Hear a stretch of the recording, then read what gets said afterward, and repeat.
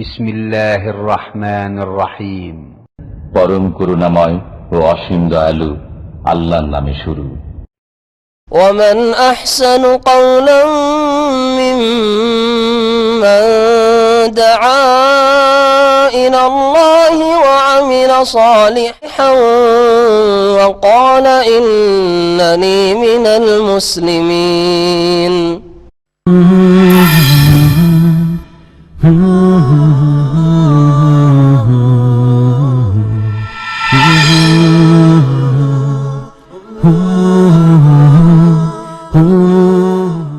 أعوذ بالله من الشيطان الرجيم.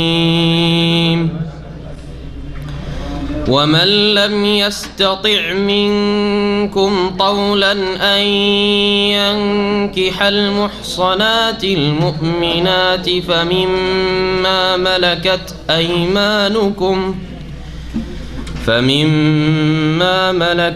أيمانكم من فتياتكم المؤمنات والله أعلم بإيمانكم بعضكم من بعض فانكحوهن بإذن أهلهن وآتوهن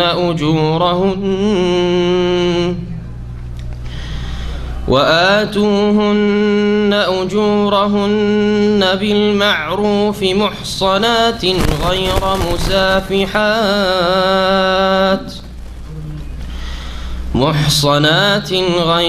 مسافحات ولا متخذات أخدان فإذا أحصن فإن أتين بفاحشة فعليهن نصف ما على المحصنات من العذاب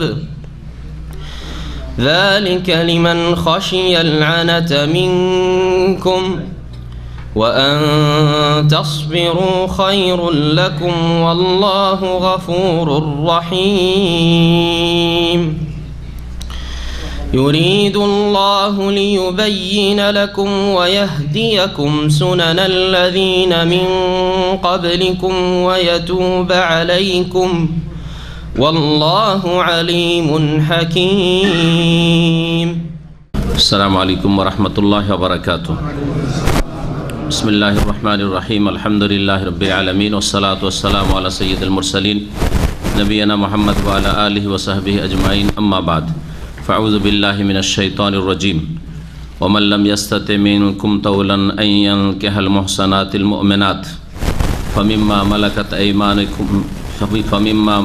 أيمانكم من فتياتكم المؤمنات والله أعلم بإيمانكم بعضكم من بعض فانكحوهن بإذن أهلهن وآتوهن أجورهن بالمعروف محصنات غير مصافحات ولا متخذات أخدان فإذا أحسن فإن أتين بفاحشة فعليهن نصف ما على المحصنات من العذاب ذلك لمن خشي العنة منكم one তাসবিরু Khairul লাকুম আল্লাহু গফুরুর রহিম।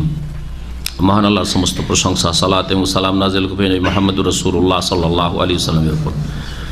আমাদের তাফসীর আজকে হবে সূরা নিসার আয়াত নম্বর 25 থেকে।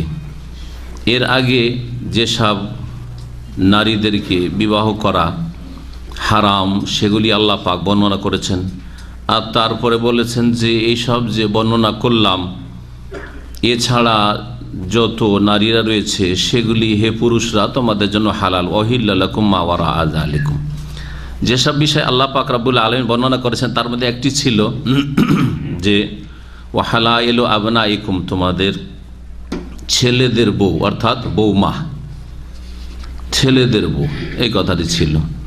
একটি প্রশ্ন এখানে, সেটা হচ্ছে যে যদি পালক পুত্র হয়, পালক পুত্রের বউকে বিয়ে করা যাবে? যদি পালক পুত্র মারা যায় অথবা তালাক দিয়ে দেয়, বিয়ে করা যাবে না যাবে না? যাবে।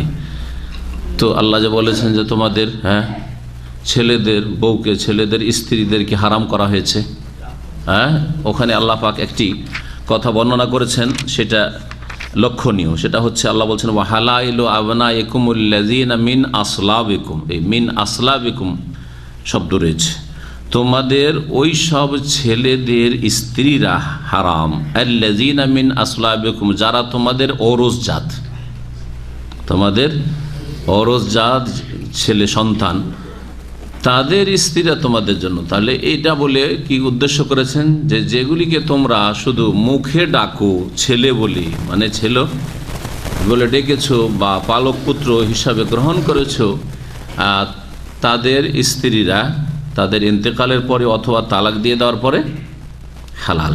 জি, বিবাহের ক্ষেত্রে আরেকটি বিষয় আরেকটু স্পষ্ট করতে চাইছি। আল্লাহ রাব্বুল আলামিন বলেছেন যে তোমরা নারীদেরকে বিয়ে করবে, বিয়ের ক্ষেত্রে কয়েকটি বিষয় উল্লেখ করেছেন, ইঙ্গিতে আয়াতে রয়েছে আর নবী করিম সাল্লাল্লাহু আলাইহি সাল্লামের হাদিসে বিস্তারিত রয়েছে। একটি বিষয় হচ্ছে যে তোমরা তোমাদের পাত্রী তলাশ করবে, আল্লাহ তলাশ করার কথা বলেছেন। এই ক্ষেত্রে বেশ কিছু বিধিবিধান রয়েছে, পাত্রী দেখে নেওয়া ভালো, না দেখে বিয়ে না করে দেখে নিয়ে বিয়ে করে, যে ব্যক্তি বিয়ে করবে সেই দেখবে, অন্যরা নয়। এটা শরীয়ত সম্মত নয়, বন্ধু বান্ধব নিয়ে গিয়ে আর অন্য পুরুষরা দেখবে, নিকট আত্মীয় হোক না কেন ছেলে, তবুও এইসব জায়েজ নয়, যেই বিয়ে করবে সেই দেখবে। আর তার সাথে সাথে বিয়ের জন্য প্রথম যে বিষয়টি জরুরি সেটা হচ্ছে যে ইজাব কবুল হবে, মেয়ের অভিভাবকের পক্ষ থেকে ইজাব হবে, অর্থাৎ প্রস্তাব হবে যে আমার মেয়ের বিয়ে তোমার সাথে দিলাম, অথবা আমাদের দেশীয় ভাষা একটু পরিবর্তন করে আমার মেয়ের বিয়েটা পড়াবার অনুমতি দিলাম, পড়িয়ে দেন। ওই যে বিয়ে পড়াই যে মৌলভী সাহেব বা যে কোনো খতিব সাহেব হোক, তাকে কি বলে বা সমাজের লোকে বলে যে আমার মেয়ের বিয়েটা আপনারা পড়িয়ে দেন বা পড়াবার অনুমতি দিলাম। এই যে অনুমতি দিলাম, এটা হচ্ছে ইজাব আরবি ভাষায়, এটা আবশ্যক। যখন এই অনুমতি দিল, আর মেয়ের সম্মতি কথা পাকা করার আগেই নিতে হবে। এই মজলিস, বিবাহের মজলিসে মেয়ের কাছে উকিল পাঠানো আর গিয়ে ওকে কবুল কারণ, এগুলি বিদাত, এগুলি হচ্ছে বিদাত ইসলামের, এটা বাঙালিদের বিদাত। এমনকি গোটা ভারতে পাকিস্তানও নেই। আমি অন্য অন্য ভাষাভাষী, এত জোর আওয়াজ কমান একটু পাওয়ার, অন্যদের কাছে খবর নিয়ে দেখেছি যে অন্যরা এইসব কাজ করেন। আমাদের এক ওস্তাদ ছিলেন শেখ সফিউর রহমান মোবারকপুরি, তার কাছে আমরা লেখাপড়া করেছি, ওই রাহিকুল মখতুমের লেখক। ওনাকে যখন বললাম যে আমাদের বাঙালি জাতি পশ্চিমবঙ্গ হোক আর বাংলাদেশে হোক ওই মেয়েদেরকে কবুল করায়, পাত্রীকে কবুল করায়, তখন উনি এই কথা বলে জবাব দিয়েছেন যে এটা তোমাদের বাঙালিদের বিদাত, বাংলাভাষীদের বিদাত এটা। তো এটা বাংলার জমিনের বিদাত, এটা তো মেয়ে কবুল করা ইসলামে নেই, আসলে বিদাতি বিয়ে এগুলো।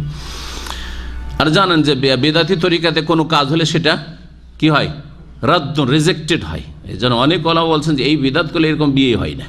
ভালো করে শুনে রাখেন জি, তো এটা হালকা কথা নয়, আসলে এই বিদাতগুলিকে উঠাই তা উৎখাত করতে হবে। আর আলহামদুলিল্লাহ আমরা আমাদের পরিবার থেকে, আর আমরা যাদের সাথে আত্মীয়তা করি তাদের পরিবার থেকে উঠিয়ে দিয়েছি, আমরা আমাদের পরিবার থেকে, বংশ থেকে উঠিয়ে দিচ্ছি। আর আলহামদুলিল্লাহ আমরা যেসব পরিবারে আত্মীয়তা করেছি আমার অথবা আমার ভাইদের, সবগুলি থেকে উঠিয়ে দিয়েছি। এটা তাদেরকে আগে জানিয়ে দেওয়া হয় যে এই বেদাতি তরিকাতে আমাদের বিয়ে হবে না। জি, আমাদের পরিবার না কোনো মেয়ের বিয়ে হবে না কোনো ছেলের বিয়ে হবে, এই মেয়েকে কবুল করিয়ে। যারা মানবে ঠিক আছে, আর যারা বেদাত ছাড়বে না তাদের সাথে আসসালাম, কোনো সম্পর্ক নেই, বিবাহ শাদী আত্মীয়তার কোনো সম্পর্ক নেই। এইরকম শক্ত হইতে হবে, তাহলেই কিছু সংস্কার করা সম্ভব হবে, বিদাতকে উঠানো যাবে। আর না হলে যদি বলেন যে দেশে সবাই করছে আমরাও করি, তাহলে এই বিদাত কিয়ামত পর্যন্ত উঠবে না, এই গুমরাহি থেকেই যাবে। তো ইজাব আগেই সম্মতি নিয়েছে, কথা পাকা করার আগে সম্মতি যখন মেয়েটার হয়েছে, ও রাজি, তখন কথা পাকা করবে। কথা পাকা করে বিবাহের মজলিসে যেখানে বিবাহ বন্ধন আকদ হবে সেখানে মেয়ের অভিভাবক, বাপ থাকলে সবচেয়ে বড় অভিভাবক হচ্ছে বাপ, আর না হলে কাছের কোনো আত্মীয়, যে কাছের আছে সে বেশি হকদার। তো বলবে যে আমার মেয়ের বিয়ে দিলাম বা বিয়ে পড়িয়ে দেন, ছেলে কবুল করবে। ছেলে কি বলবে, কাবেল, তো যে কোনো ভাষায় বলুক, যে ভাষা বুঝে সেই ভাষা দিয়ে বলবে আমি এই বিয়ে গ্রহণ করলাম, ইজাব কবুল তাহলে হলো ইজাব কবুল। দ্বিতীয় হচ্ছে যে বে আমওয়ালেকুম, ধন সম্পদ দিয়ে, তার মানে মোহরানা দিতে হবে, মোহরানা দিতে হবে। নগদ দেওয়াই সুন্নতি তরিকা, কিন্তু দিতে হবে, ফাঁকি দিলে হবে না, 2 নম্বর কথা। তিন নম্বর হচ্ছে যে বিবাহ করতে হবে, হ্যাঁ, বিবাহ করতে হবে স্থায়ীভাবে রাখার উদ্দেশ্যে। হ্যাঁ, শিয়া রাফিজের মতো মোতার বিবাহ নেই, টেম্পোরারি বিয়ে নেই। আর 5 স্টার হোটেলের এই কন্ট্রাক্টের একদিন দুদিনের আমি বিল দিলাম আর জেনা করতে থাকলাম, এগুলো জেনা।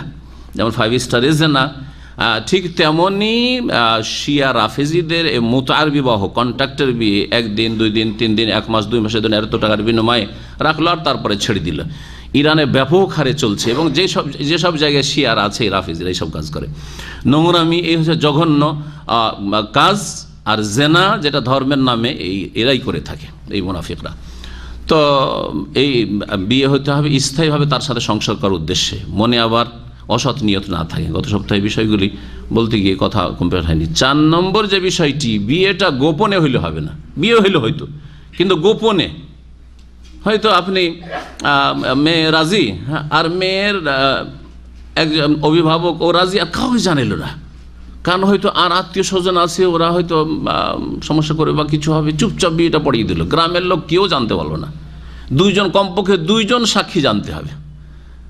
এলানুন নেকা, বিবাহের একটা দিক হচ্ছে এলানুন নেকা, এই বলে হাদিসের কিতাবে চ্যাপ্টারই একটা আছে, ফিকার কিতাব একটা চ্যাপ্টার আছে। বিবাহের কি করতে হবে?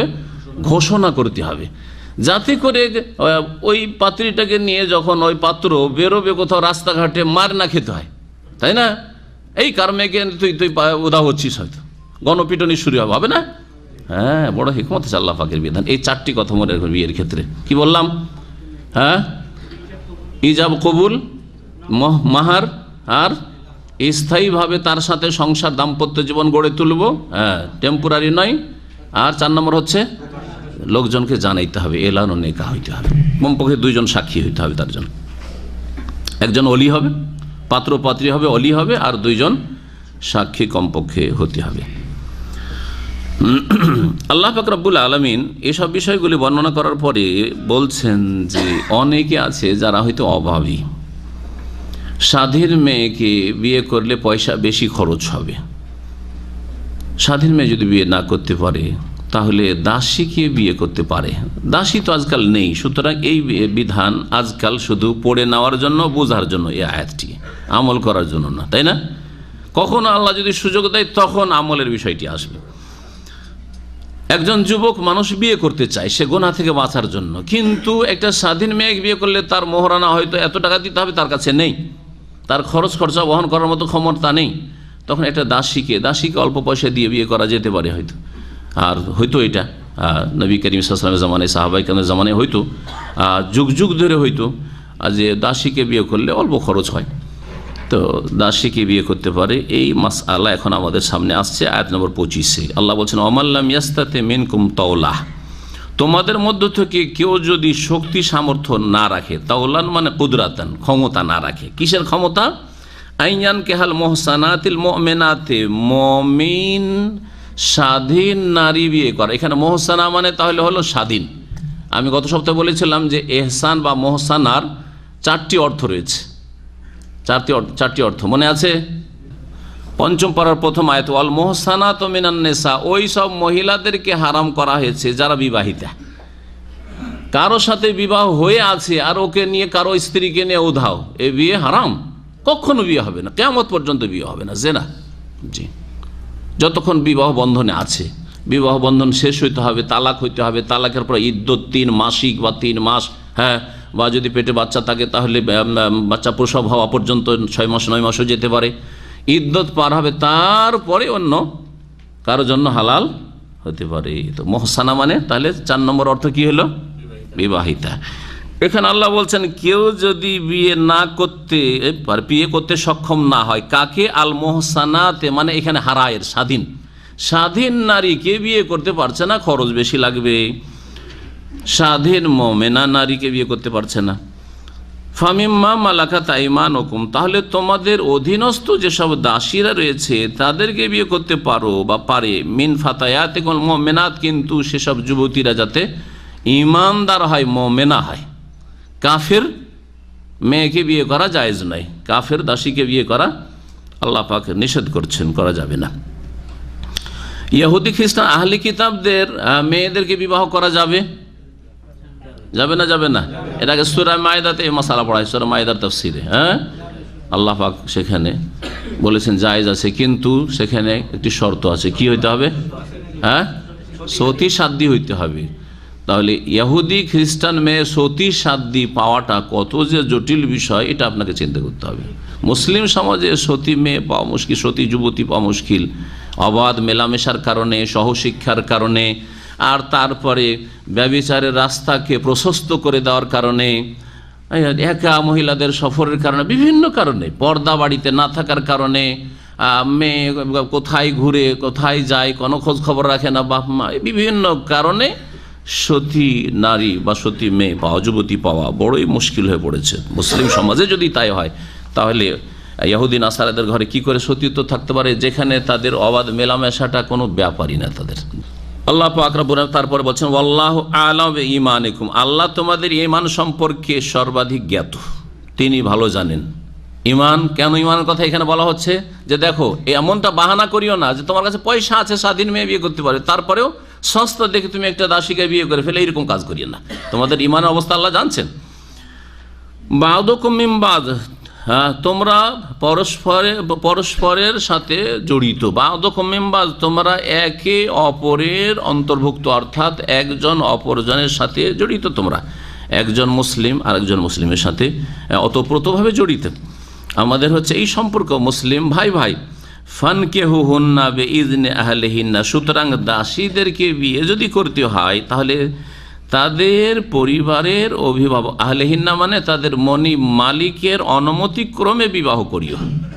আল্লাহ পাক আরেকটি বিধান বলছেন, দাসী বিয়ে করতে যাবে তো দাসীর মালিককে, দাসী তার হয়তো বাপ আছে, হ্যাঁ, তার ভাই আছে, আর তার মনিব আছে, মালিক কি হবে?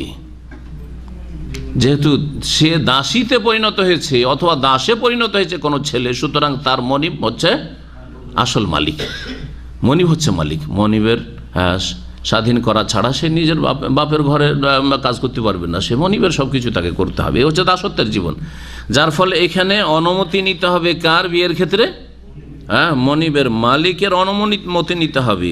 দাসী মানে, আশা করি বুঝে, দাসী মানে কাজের মেয়ে ভাববেন না, গত সপ্তাহে বলেছি আবার, হ্যাঁ, বারবার করে এই কথা বলছি, কারণ অনেক জাহেল মূর্খ। একজন আফরুল বাতিন বলছে, একজন বাংলা ভাষী, যে আমার সাথে এক লোকের পরিচয় হয়েছে, আরবি মূর্খর জাহেল। সে বলছে যে বাংলাদেশ থেকে মেয়ে এনে দিতে পারবে, মোট কথা মনে করছে যে এগুলো হচ্ছে দাসী, এনে দিতে পারলে দাসী হবে, জায়েজ আছে। ওকে বলেছে কোরআনে আছে। আমি বললাম কোন জাহেল মূর্খ বলেছে কোরআনে আছে? আউযুবিল্লাহ, কোরআনে আছে কি তো দাসীর কথা। আর যারা কাজের জন্য, পেটের দায়ে বা একটু সুখের জীবনের জন্য দেশে অথবা বিদেশে অপরের ঘরে কাজ করতে যায়, কাজটা নোংরা কাজ, ভালো কাজ নয়। দেশে কাজের, বাড়ির কাজ করা, ঝিয়ের কাজ করা অথবা বিদেশে করা, দুটোই একবারে নিকৃষ্ট কাজ। কোনো একজন মুসলিম মেয়ের জন্য রুচির সাথে সেটা গ্রহণ করা মোটেই জায়েজ নয়। নিরুপায় না হলে নিরুপায় নয়। যে কোনো মহিলার জন্য, মেয়ের জন্য আল্লাহ পাক কার ওপর তার ভরণ পোষণ ফরজ করে রেখেছেন। এটা হচ্ছে ইসলামের একটা বৈশিষ্ট্য, যে মেয়েদেরকে কোনোখানেই খেটে খেতে হবে না, কারো না কারো ওপর তার ভরণ পোষণ ফরজ হয়ে আছে। বাপ বেঁচে থাকলে বাপের উপর ফরজ, বাপ নেই অবিবাহিত ভাইয়ের উপর ফরজ, ভাইদের উপর ফরজ, হ্যাঁ, বিয়ে হয়ে গেছে স্বামীর উপর ফরজ, হ্যাঁ, কেউ নেই বিধবা হয়ে গেছে, তালাক প্রাপ্ত হয়ে গেছে, কেউ নেই দেখাশোনার জন্য সরকারের উপর ফরজ, সরকার ভাতা দিবে তাদের। সেটা মেয়েদেরকে আল্লাহ পাক এই দায়িত্বই দেননি যে একটা পয়সা ইনকাম করতে হবে। আজকাল পশ্চিমা সভ্যতা, মুসলিমরা ঘরে ঘরে ঢুকে ফেলেছে। এখন পুরুষদের চাইতে মহিলারা বেশি চাকরি করতে উদ্গ্রীব, মরিয়া উঠেছে চাকরি করতে হবে। আর মহিলাদের চাকরির পয়সা দিয়ে তাদের মেকআপের খরচই হয় ইল্লা মাশাল অল্প কিছু, হয়তো হাজারে দুটো এক চারটা মহিলা পাওয়া যাবে যাদের পয়সা দিয়ে হয়তো ভাই বেরাদের কোনো কাজ আসে, সংসার চালানো হয়। না হলে এই পয়সা দিয়ে কী হয়? হ্যাঁ, তাদের প্রয়োজন মিটানো। চাকরি করে, সুতরাং তার কাছে 5টা 7টা জোড়া কাপড়ের জায়গায় 50টা আছে, পয়সার অভাব নেই। এগুলি হচ্ছে, শুধু এগুলি হচ্ছে। এটা হচ্ছে আন্তর্জাতিক গবেষণা বলছে যে মহিলাদের ইনকাম করা পয়সা দিয়ে অথবা চাকরি করা পয়সা দিয়ে দারিদ্র মোচন হয় না, আর হবেও না কিয়ামত পর্যন্ত। বেকার সমস্যার সমাধান হয় না। আজকাল এগুলি না সরকারের কথা, সরকারি কথা, বেকার সমস্যা দূর করব, বেকার সমস্যার সমাধান করব, দারিদ্র মোচন করব। দারিদ্র মোচন হবে না মেয়েদের ইনকাম করা পয়সা দিয়ে। তারপরে বেকার সমস্যার সমাধান হবে না মেয়েদেরকে বেশি শিক্ষিত করে তাদেরকে চাকরিতে, রাস্তাঘাটে, কলকারখানাতে আর বড় বড় প্রতিষ্ঠানে তাদেরকে টেনে নিয়ে আসায়, তাদের জন্য আল্লাহ বলছেন ওয়াকারনা ফি বুয়ুতিকুন্না, তাদের বাড়িতেই ডিউটি রয়েছে। আল্লাহ বলছেন, আল্লাহ পাক ভালো জানেন যাকে সৃষ্টি করেছে তার সম্পর্কে, কার বাইরে ডিউটি কার বাড়িতে ডিউটি আল্লাহ বেশি জানেন। ওয়াকারনা ফি বুয়ুতিকুন্না, আল্লাহ বলছেন হে নারীরা তোমরা বাড়িতে অবস্থান করো, বাড়িতে অনেক কাজ তোমাদের রয়েছে। যারা চাকরি করে তারা বাড়ির দায়িত্ব সম্পর্কে একেবারে অবহেলা করে, সেই জন্য তাদের ছেলেমেয়েরা আদর স্নেহ পায় না, হ্যাঁ ঠিকভাবে লালিত পালিত হয় না। সৎ চরিত্রের ইল্লা মাশাআল্লাহ হওয়া অসম্ভবের কাছাকাছি একবারে। যারা নিজের ছেলে মেয়েকে লালন পালনের ক্ষেত্রে সময় দিতে পারে না, যে মহিলারা, তাদের ছেলে মেয়ে নেক হবে, সৎ হবে, ভালো তরবিয়ত পাবে, এটা আশা করা যায় না। জি, তো ফিরে আসি আমাদের তাফসীরের দিকে। আল্লাহ পাক রব্বুল আলামিন বলছেন যে ফানকিহুহুন্না বিইযনি আহলিহিন্না, কিতু দাসীদেরকে যখন বিয়ে করবে তখন মনিবের অনুমতিক্রমে বিয়ে করবে। ওয়া আতুহুন্না উজুরাহুন্না, এবং তাদেরকে তাদের মোহরানা দেবে, মোহর দিতে হবে, কম হয়তো স্বাধীনের চাইতে কম দেবেন কিন্তু মোহর দিতে হবে। বিল মারুফ, সৎ ব্যবহারের সাথে, ভালো আচরণের সাথে। ভালো আচরণের সাথে মোহর দেওয়াটা কেমন? আপনি আমার কাছে টাকা পাবেন, যত তাড়াতাড়ি দেব তত ভালো না? হ্যাঁ, আজকের 10,000 রিয়াল 25 বছর 20 বছর পরে কি 10,000 ওই মূল্য থাকবে? কিচ্ছু থাকবে না এই মূল্য। হ্যাঁ, থাকবে মূল্য? তা আমি ওই টাকাটাই আজকে নিলাম আর ভোগ করতে থাকলাম, আর 5 বছর 10 বছর পরে দিলাম আপনাকে ওই 10,000 টাকা বেশি দিলে সুদ, হ্যাঁ 10,000 টাকায় দিলাম, তো আপনার ক্ষতি করলাম না? এটা ভালো কাজ করলাম? মারুফ হলো না? মারুফ হলো না। হ্যাঁ, সদ্ব্যবহার এটা হলো না। তো স্ত্রীদেরকে বিয়ে করার পরে 50-60 বছরের সারা জীবন কেটে গেল, ছেলে মেয়ে নাতি নাতনি হয়ে গেল, সব কিছু হয়ে গেল, আর মৃত্যুর সময় হয় মোহরানা দিচ্ছে, আর না হলে অধিকাংশ লোক কি নিচ্ছে? মাফ নিয়ে নিচ্ছে, মাফ নিয়ে নিচ্ছে। অসৎ লোকেরা। সৎ ব্যবহারের সাথে দাসী হলেও, দাসীকেও যদি বিয়ে করো তাদেরকে মোহরানা দেওয়া, আল্লাহ পাক বলছেন মুহসানাতিন গায়রা মুসাফাহাত, ওই দাসীরা যাতে করে হ্যাঁ সচ্চরিত্রা হয়, সতী সাধ্যী হয়, গায়রা মুসাফাহাত, তারা ব্যভিচারিণী না হয়, গায়রা মুসাফাহাত ব্যভিচারিণী না হয়, ওয়ালা মুত্তাখিজাতি আখদান, আর তারা গোপনে উপপত্তি গ্রহণকারিণী না হয়। আল্লাহ দুটো কথা বর্ণনা করেছেন এদের ক্ষেত্রে। একটি হচ্ছে তারা যেন সতী সাধ্যী হয়, গায়রা মুসাফিহাত ব্যভিচারিণী না হয়, যাদের পেশাই হচ্ছে অহরহ ব্যভিচার করা, এইরকম যেন নোংরা চরিত্রের না হয়।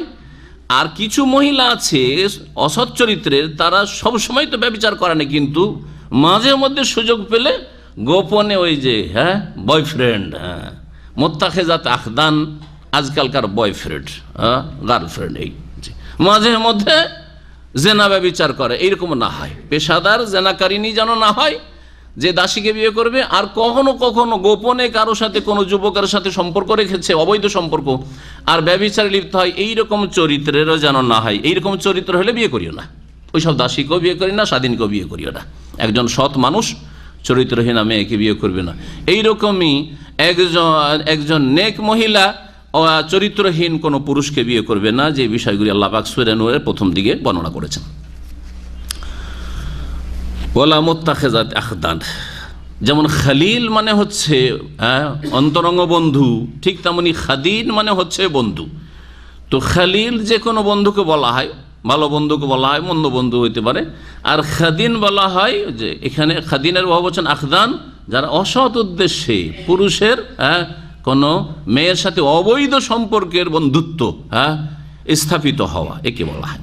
এই আয়াতগুলি সম্পর্কে নবী করিম সাল্লাল্লাহু আলাইহি ওয়াসাল্লাম একটি হাদিস আছে, শোনাই। নবী সাল্লাল্লাহু আলাইহি ওয়াসাল্লাম বলছেন, কোনো দাস অথবা দাসী বিয়ে মালিকের বিনা অনুমতি বিয়ে করলে সে হচ্ছে জেনাকারী, জেনাকারীনী।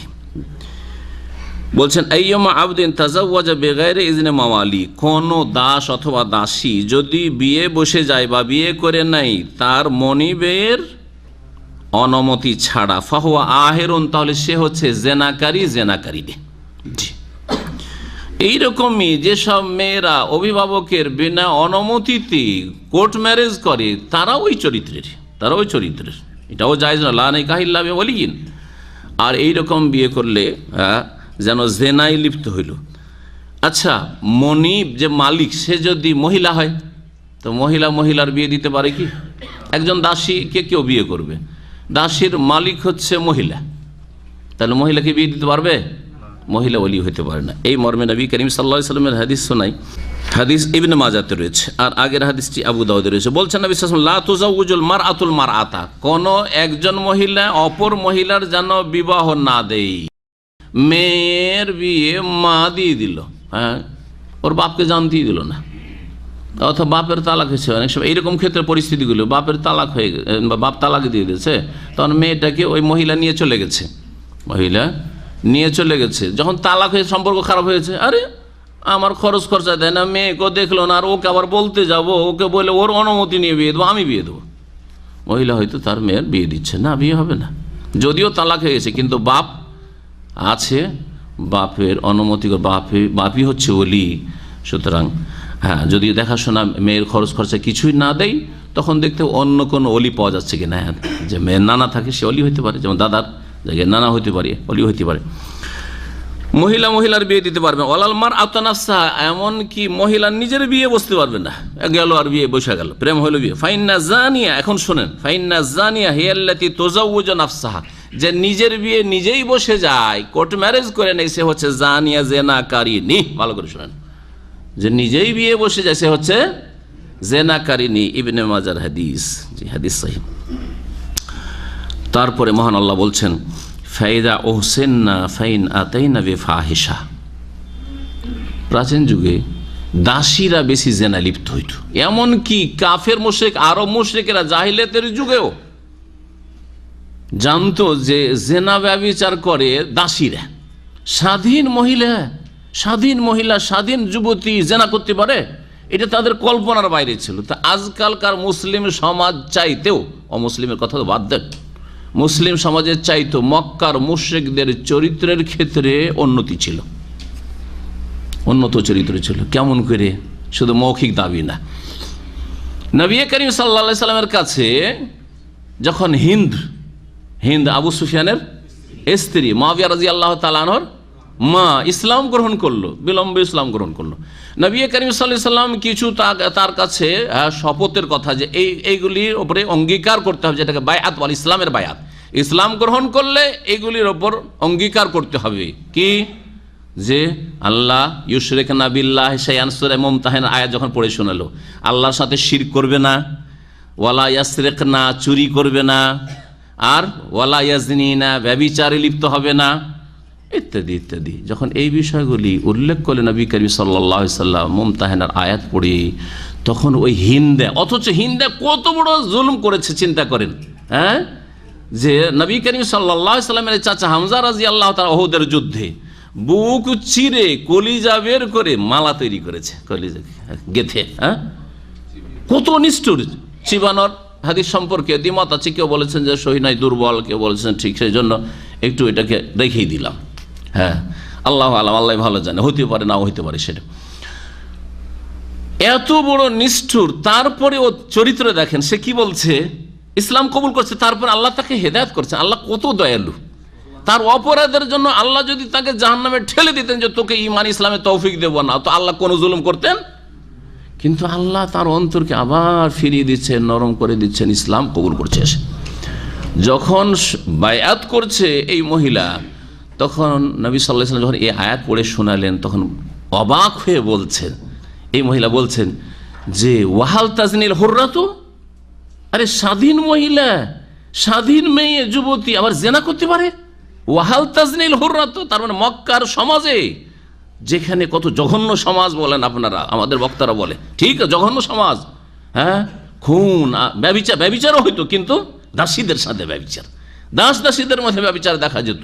কিন্তু একটা সতী স্বাধীন মহিলা জেনায় লিপ্ত হবে, এটা বড় বড় দোষের বিষয় ছিল কাফের মুশরিক মক্কার, তাদের মাঝে, তাদের সমাজেও। অবাক বলছে ওয়াহাল তাজনিল হুররাত, আমার কাছে আপনি শর্ত লাগাচ্ছেন, বায়াত নিচ্ছেন, হ্যাঁ, আর এই আয়াত পড়ে শোনাচ্ছেন ওয়ালা ইয়াজনিনা, স্বাধীন মহিলা আবার জেনা করতে পারে? আমি স্বাধীনের মেয়ে, স্বাধীন, আমার বাপ স্বাধীন, আমার স্বামী স্বাধীন, আমি স্বাধীন, কি করে জেনা হইতে পারে? চিন্তা করুন তাহলে, আজকাল মুসলিম সমাজে সকলে স্বাধীন, হ্যাঁ, তারপরেও ওহ রোজ জেনা হচ্ছে, অবাধ মেলামেশা। ইন্না লিল্লাহি ওয়া ইন্না ইলাইহি রাজিউন। কোথায় মুসলিম জাতি পৌঁছে গেছে, কত অধঃপতনে পৌঁছে গেছে চারিত্রিক দিক থেকে, ঈমানের দিক থেকে আর আমলের দিক থেকে, যার ফলে সমস্ত বালা মুসিবত মুসলিম জাতির ওপর। আল্লাহ পাক যেন ফিরে আসার তৌফিক দান করেন। আবার আল্লাহ রাব্বুল আলামিন যে এই দাসীরা যাদেরকে বিয়ে করলে, দাসী বিয়ে করলে, তারপরে ব্যভিচারে লিপ্ত হয়ে গেল, ফাইন আতাইনা বিফাহিশা, যদি এই দাসীরা অশ্লীলতায় লিপ্ত হয়, মানে ব্যভিচারে লিপ্ত হয়, ফাআলাইহিন্না নিসফু মা আলাল মুহসানাতি মিনাল আযাব, তাহলে ওই দাসীদেরকে দণ্ডবিধানের শাস্তি দিতে হবে বিবাহ বা কি বলছে স্বাধীন, এখানে মুহসানাত স্বাধীনের অর্থে স্বাধীন মহিলাদের অর্ধেক শাস্তি, স্বাধীন মহিলাদের নিসফু মা আলাল মুহসানাত, স্বাধীন মহিলাদের যতটা শাস্তি রয়েছে তার মানে তার অর্ধেক শাস্তি দিতে হবে। স্বাধীন মহিলাদের শাস্তি কি? বিবাহিতা হলে রজম বা বিবাহিত হলে রজম, কিন্তু এই দাসীদের ক্ষেত্রে রজমের বিধান নেই। দাসীদের ক্ষেত্রে মনে রাখেন, দাসীদের ক্ষেত্রে মুফাসসিরিনগণ বলছেন এই আয়াতের আলোকে, কারণ এই মেয়ের দেখেন প্রসঙ্গ আলোচনা, এই আয়াতি দলিল রয়েছে, আলোচনা চলছে যে তুমি ওই মহিলাকে বিয়ে করলে, দাসীকে কি করলে? বিয়ে করলে, তো এখন তো সে বিবাহিতা হয়ে গেল, তারপরে যদি কিসে লিপ্ত হয়? ব্যভিচারে লিপ্ত হয়, তাহলে তাকে অর্ধেক শাস্তি দিতে, তো রজমকে ভাগাভাগি কি করে করবেন? করা যাবে? তাহলে বোঝা গেল যে দাসীদের ক্ষেত্রে রজম প্রযোজ্য, রজমের শাস্তি, সংসারের শাস্তি প্রযোজ্য নয়। কি করতে হবে? অর্ধেক শাস্তি দিতে হবে। অর্ধেক শাস্তি কত? ওই যে বেত্রাঘাত মেয়াত জালদা রয়েছে সূরা নূরে, ওর অর্ধেক মানে 50টি বেত্রাঘাত করবে। দেখেন আল্লাহ হালকা করে দিয়েছেন যে এরা যেহেতু নিচু শ্রেণীর দাসী, এদের দ্বারা অহরহের অপরাধ হতে পারে, আল্লাহ শাস্তিও তাদের হালকা করে দেয়। সমাজে যখন এদের মান ইজ্জত নিচে, তখন তাদের শাস্তিও নিচে, শাস্তিও নিম্ন। আল্লাহ পাকের দেখেন সুবিচার, দেখেন আল্লাহ পাক রব্বুল দণ্ডবিধানের ক্ষেত্রে। মহান আল্লাহ তারপরে বলছেন ফাআলাইহিন্না নিসফু মা আলাল মুহসানাতি মিনাল আযাব, যদি তারা অশ্লীলতায় লিপ্ত হয়, জেনায় লিপ্ত হয়, তাহলে তাদেরকে অর্ধেক শাস্তি দিতে হবে। কি বলছেন? বিবাহিত বলছে ভালো, মুহসানাত স্বাধীন মহিলাদের শাস্তির অর্ধেক। যালিকা লিমান খাশিয়াল আনাতা মিনকুম, এই বিবাহ কারা করবে?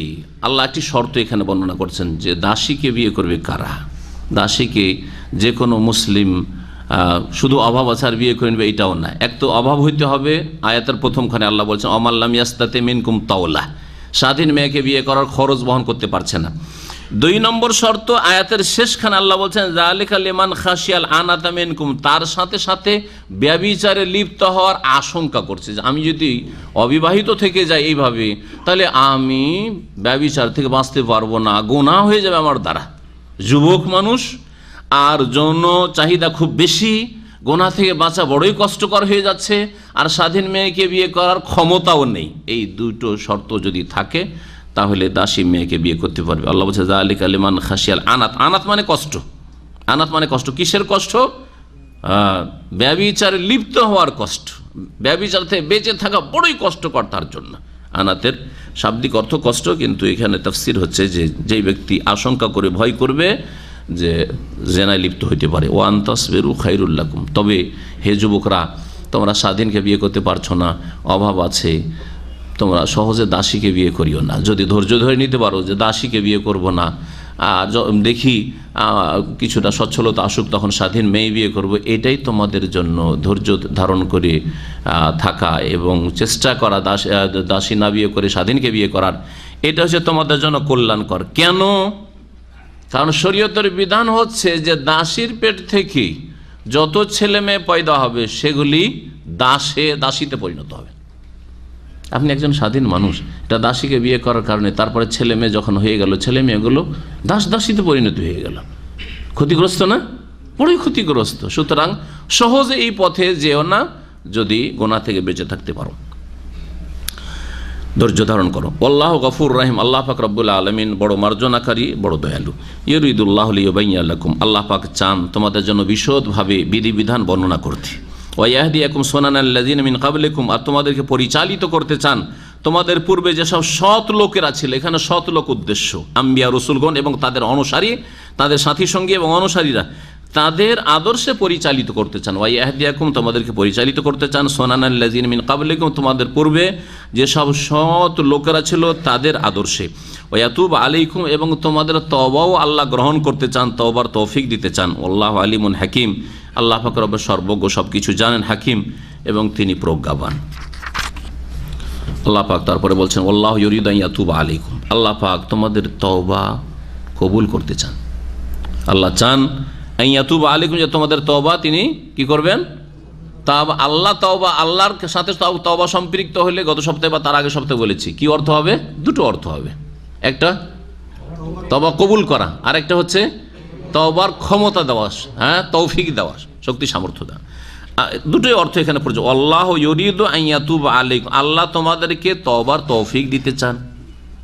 তওবার রাস্তা সহজ, এমন কোনো মুশকিল না, চেষ্টা করলেই হলো। জি, এইরকমই আল্লাহ তোমাদের তওবা করলে তওবা কবুল করতে চান। এমন নয় যে না আমি তওবা কবুল করবই না, মাফ করবো না, না। মুশরিক, চিন্তা করেন, হিন্দার কথা একটু আগে আলোচনা করলেন, হিন্দা বড় মুশরিক একটা ছিল, আর খুনি, বড় অপরাধী, জালেমা, অন্তরে কোনো মায়া দয়া নেই, তাকেও আল্লাহ কি করলেন, তওবার তৌফিক দিলেন। আবার যখন কলেমা পড়লো তওবা কবুলও করলেন না, করলেন না। সুতরাং আল্লাহ এই জন্যই কোরআন কারীমে বলেছেন, যাদের অতীতে অন্যায় অপরাধ হয়ে গেছে আল্লাহর রহমত থেকে নিরাশ হবেন না। ইয়া ইবাদিয়াল্লাযীনা আসরাফু আলা আনফুসিহিম লা তাকনাতু মির রাহমাতিল্লাহ, যারা নিজেদের উপর জুলম অত্যাচার করেছে, হয়ে গেছে, আর তো করার কিছু নেই, আগামীতে করিও না। হ্যাঁ, অপরাধী কারা, যারা এই আয়াতগুলিকে সামনে রেখে এখনো পাপ করে যাচ্ছে, কিছুদিন পাপ করি তওবা করে নেব, এরা অসৎ।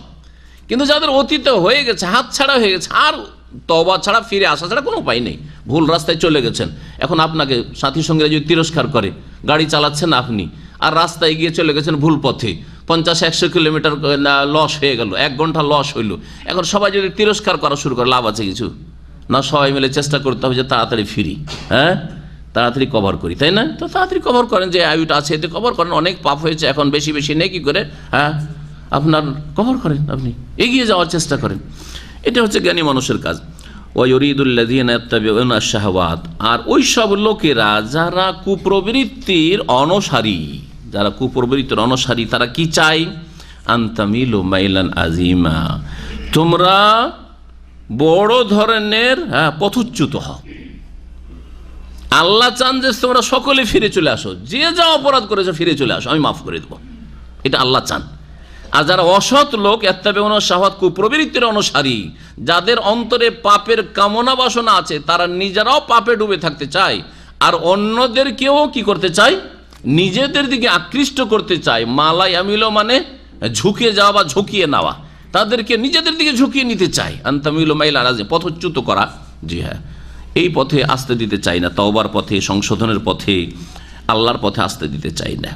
এই জন্য দেখবেন অনেক খারাপ লোকেরা যখন হেদায়েত হয়ে যায়, ইসলাম জানতো না, ইসলাম শেখা শুরু করেছে, মসজিদে আসা শুরু করেছে, দাড়ি ছিল না, দাড়ি রেখে দিয়েছে, আশেপাশে সাথী সঙ্গীরা যারা অসৎ থাকে তারা তার সাথে কি আচরণটা করে আপনাদের জানাই আছে। কখন থেকে মুসল্লি হয়ে গেলি তুই, হ্যাঁ, আরে তুই মোতা হয়ে গেছি, আরে এত বড় বড় দাড়ি, হ্যাঁ, তুই তো কয়দিন আগে বড় চোর ছিলি, হ্যাঁ, আউযুবিল্লাহ। এইসব করে ওকে কি করা, উদ্দেশ্য কি, যে আমাদের লাইনে নিয়ে আসা, আবার ফিরিয়ে আমরা যেমন জাহান্নামের পথে আছি, এই জাহান্নামে আবার নিয়ে আসা। কারণ এই জাহান্নাম থেকে জান্নাতে কি করে চলে গেল, ওইদিকে কেন গেল? এটা হচ্ছে অসৎ লোক। আল্লাহ কোরআনে এই কথাই বলেছেন, ওয়ায়ুরিদুল্লাযীনা ইয়াত্তাবিউনা আশ-শাহাওয়াত মাইলান আজিমা, তাদের দিকে ঝুঁকে পড়ো পুরোপুরি ভাবে। হ্যাঁ, তারা পথচ্যুত হয়েছে, তোমরাও জান্নাতের রাস্তাতে পথচ্যুত হয়ে যাও।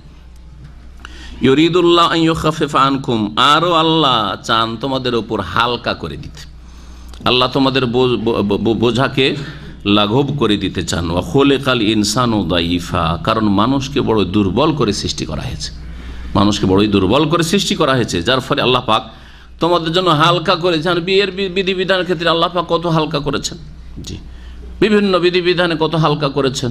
সফরে নামাজকে হালকা করে দিয়েছেন, জমা করেন, কসর করেন, সুন্নাত পড়িয়েন না, হ্যাঁ, কত হালকা। হ্যাঁ, পানি ব্যবহার করতে পারছেন না, তায়াম্মুম করে নেন। হ্যাঁ, পানি কম আছে না, পানি পান করার জন্য রেখে দেন, ওইটা আগে থেকে তায়াম্মুম শুরু করে দেন। এমন না যে পিপাসায় মরে যান কিন্তু পানি আছে তখন উজু করতেই থাকেন না। তো দিন কত সহজ আল্লাহ করেছেন। মানুষ যেহেতু দুর্বল, সেজন্য আল্লাহ পাক মানুষের উপর দিনের বিধিবিধানের ক্ষেত্রে কি করেছেন? হালকা করেছেন। বলছেন, ইয়া আইয়ুহাল্লাযীনা আমানু লা তাকুলু আমওয়ালাকুম বাইনাকুম বিল বাতিল ইল্লা আন তাকুনা তিজারাতান আন তারাদিম মিনকুম। হে মুমিন সকল, তোমরা তোমাদের ধন সম্পদ ভক্ষণ করিও না আপোষে, বাইনাকুম বিল বাতিলি, অবৈধ পন্থায়, অন্যায়ভাবে। বিল বাতিল মানে অন্যায়ভাবে।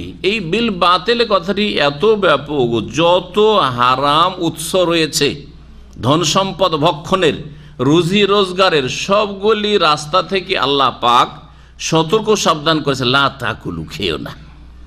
সেটা কারো কাছ থেকে অন্যায়ভাবে নেওয়া হোক, যে অন্যায়টা আপনার নজরে আসছে, অথবা সরাসরি কারো কাছ থেকে অন্যায়ভাবে নিলেন না, কিন্তু আল্লাহ পাক এই উৎস থেকে রোজগার করতে নিষেধ করেছেন, সেটাও তাতে সামিল। যেমন এতে সুদ সামিল, ঘুষ সামিল, চুরি ডাকাতি ছিনতাই সামিল, ধার নিয়ে উদা হয়ে গেলাম, দিলাম না, ওই টাকাটা নিজের কাজে লাগালাম, একসাথে শেয়ারে ব্যবসা শুরু করলাম, তারপর 9-6 করে তাকে কলা ধরিয়ে দিলাম, আমি সব নিয়ে গেলাম, এগুলি যেমন এর মধ্যে সামিল। তেমনি আপনি হয়তো ব্যবসায়ী করছেন, এইভাবে কোনো মানুষের কাছ থেকে মেরে খান না, কিন্তু যেই মালসামানগুলির ব্যবসা করছেন সেগুলি হচ্ছে হারাম। সিগারেটের ব্যবসা, আমি কারোর কাছ থেকে বেমানি করে খাই না, আমি একটা সিগারেটের প্যাকেটের এত দাম, আমি এই দাম নিচ্ছি না, এটা বাতিল পন্থা, অন্যায়ভাবে, কারণ উৎস হচ্ছে হারাম। মদের ব্যবসা, বেশ্যাবৃত্তি, এইরকমই যতগুলি হারাম ব্যবসা, ধোকার ব্যবসা, ধোকার ব্যবসা। পানি পুকুরে মাছ বিক্রি করে দিলাম, আরে পানির তলায় মাছ আছে না সাপ আছে আল্লাহ ভালো জান, আর মাছ আছে তো কতটা আছে, বিক্রি করে দিলাম, হারাম, ধোকা, জাহালাত, অস্পষ্টতা, এইসব। পায়রার খোপ আছে, কবিতর খোপ কি বলেন আপনারা? খোপ বলেন, খোপ আছে। এই পায়রার খোপে যতটা পায়রা আছে বিক্রি করে দিলাম, ঠিক আছে, হারাম, বোঝা গেছে। তারপরে আম বাগান, রাজশাহী চাঁপাইনবাবগঞ্জে দিয়ে যান, আম বাগান, পাতাতে বিক্রি, পাতাতে বিক্রি। এখন মুকুল হয়নি, এখন বিক্রি হয়ে গেছে, আগামী বছর যেন বিক্রি হয়ে গেছে, কিছুই হদিস পায় না মানুষ যে কী হবে না হবে। যতক্ষণ পর্যন্ত কাজের যোগ্য ফল না হয়েছে বিক্রি করা হারাম না বিকার বিশ্বাস করতে। তাহলে বোঝা গেল যে যদি ফল দেখাও যায় যে এবার মুকুল অনেক বেশি, আর দেখা যাচ্ছে যে আম অনেক বেশি হবে, লিচু অনেক বেশি হবে, কিন্তু আচারেরও যোগ্য হয়নি, তাহলে এই বাগান বিক্রি করা হারাম। এগুলো হচ্ছে বাতিল পন্থায় ভক্ষণ করা। এইরকম বহু দিক রয়েছে, সময়ের স্বল্পতার জন্য সেগুলি বর্ণনা করছি না। যে কোনো হারাম উৎস, এক কথায় হারাম উৎস থেকে কোরআন এবং হাদিস দ্বারা প্রমাণিত যেগুলি উৎস হারাম। ব্যাংকে পয়সা রাখছেন আপনি, ফিক্সড ডিপোজিট, আচ্ছা আমি তো অন্যায় ভক্ষণ করি না, ওরা তো আমাকে অফার করেছে যে 5 বছরে ডবল দেব, বাতিল পন্থায় ভক্ষণ, হারাম। এইরকমই মালিকদের অনেকেই জুলম অত্যাচার করে কাফালা নেওয়া। শেখ বিন ওসাইমিন রহমাতুল্লাহ আলাইহি বলছেন যে এইভাবে কফালা নেওয়া হারাম। যদি তার খরচ খরচা, বাৎসরিক খরচ খরচা হয় সেটা আলাদা কথা। আর সরকার বলে যে তুমি কফালা খাওয়ার জন্য লোক ছেড়ে রাখো, আর এইভাবে তুমি জন প্রতি আর তোমার অধীনে যারা কাজ করছে তাদের প্রত্যেকের পার হেড তুমি 500 টাকা করে বা 300 টাকা করে নাও, হারাম। তো যারা গ্রহণ করছে এগুলো বাতিল পন্থায় গ্রহণ করছে, স্বেচ্ছায় হয়তো অফার করছে, ও তো যথেষ্ট ইনকাম করছে, আর স্বেচ্ছা অফার করছে আমি এত টাকা দেবো আর করবো, কিন্তু মালিকের জন্য জায়েজ নয়। এক তো সরকারের আইন বিরোধী, সরকার বলছে যে তোমার কাছে যদি কাজ কর্মক্ষেত্র থাকে, কাজের ব্যবস্থা থাকে, আর যতজনের প্রয়োজন আছে ততটা ভিসা তুমি বের করো। এই জন্য ভিসার জন্য যখন অ্যাপ্লাই করা হয় তখন দেখবেন কত কড়াকড়ি করা হয়, যে যদি আপনি 10টা অ্যাপ্লাই করেন তো সেখানে 5টাও আসে না অনেক সময়, কারণ ও সরকার ভাবছে বা সরকার প্রতিনিধি ভাবছে যে 5টা দিলেই কাজ চলবে হয়তো। তারপরে এই কফালা আর হারাম খাওয়া, এইরকম বহু হারামের দিক রয়েছে। হারাম আর হারাম, অধিকাংশ লোকের রুজি আজকাল হারাম। এইরকমই স্টুডিওর ব্যবসা, ছবি তোলার ব্যবসা, কারোর প্রতি জুলুম করে আমার কাছে কাস্টমার আসছে আর একটা ছবিতে এত টাকা নিই, জায়েজ? হারাম। সেলুন ব্যবসা জায়েজ? চুল কাটলে তো জায়েজ হইতো, লেখা রাখেন যে বাস এখানে দাড়ি কাটা হয় না, যেমন মক্কার সেলুনগুলিতে, মক্কার হারামের আশেপাশে সেলুনগুলিতে লেখা আছে এখানে দাড়ি শেভ করা হয় না, লেখা আছে, আপনি লিখে দেন, আর তারপরে আপনি শুধু চুল কাটেন, মোচ কাটেন, যেগুলি অপ্রয়োজনীয় চুল সেগুলি কাটেন, এগুলি করেন, তাহলে জায়েজ আছে।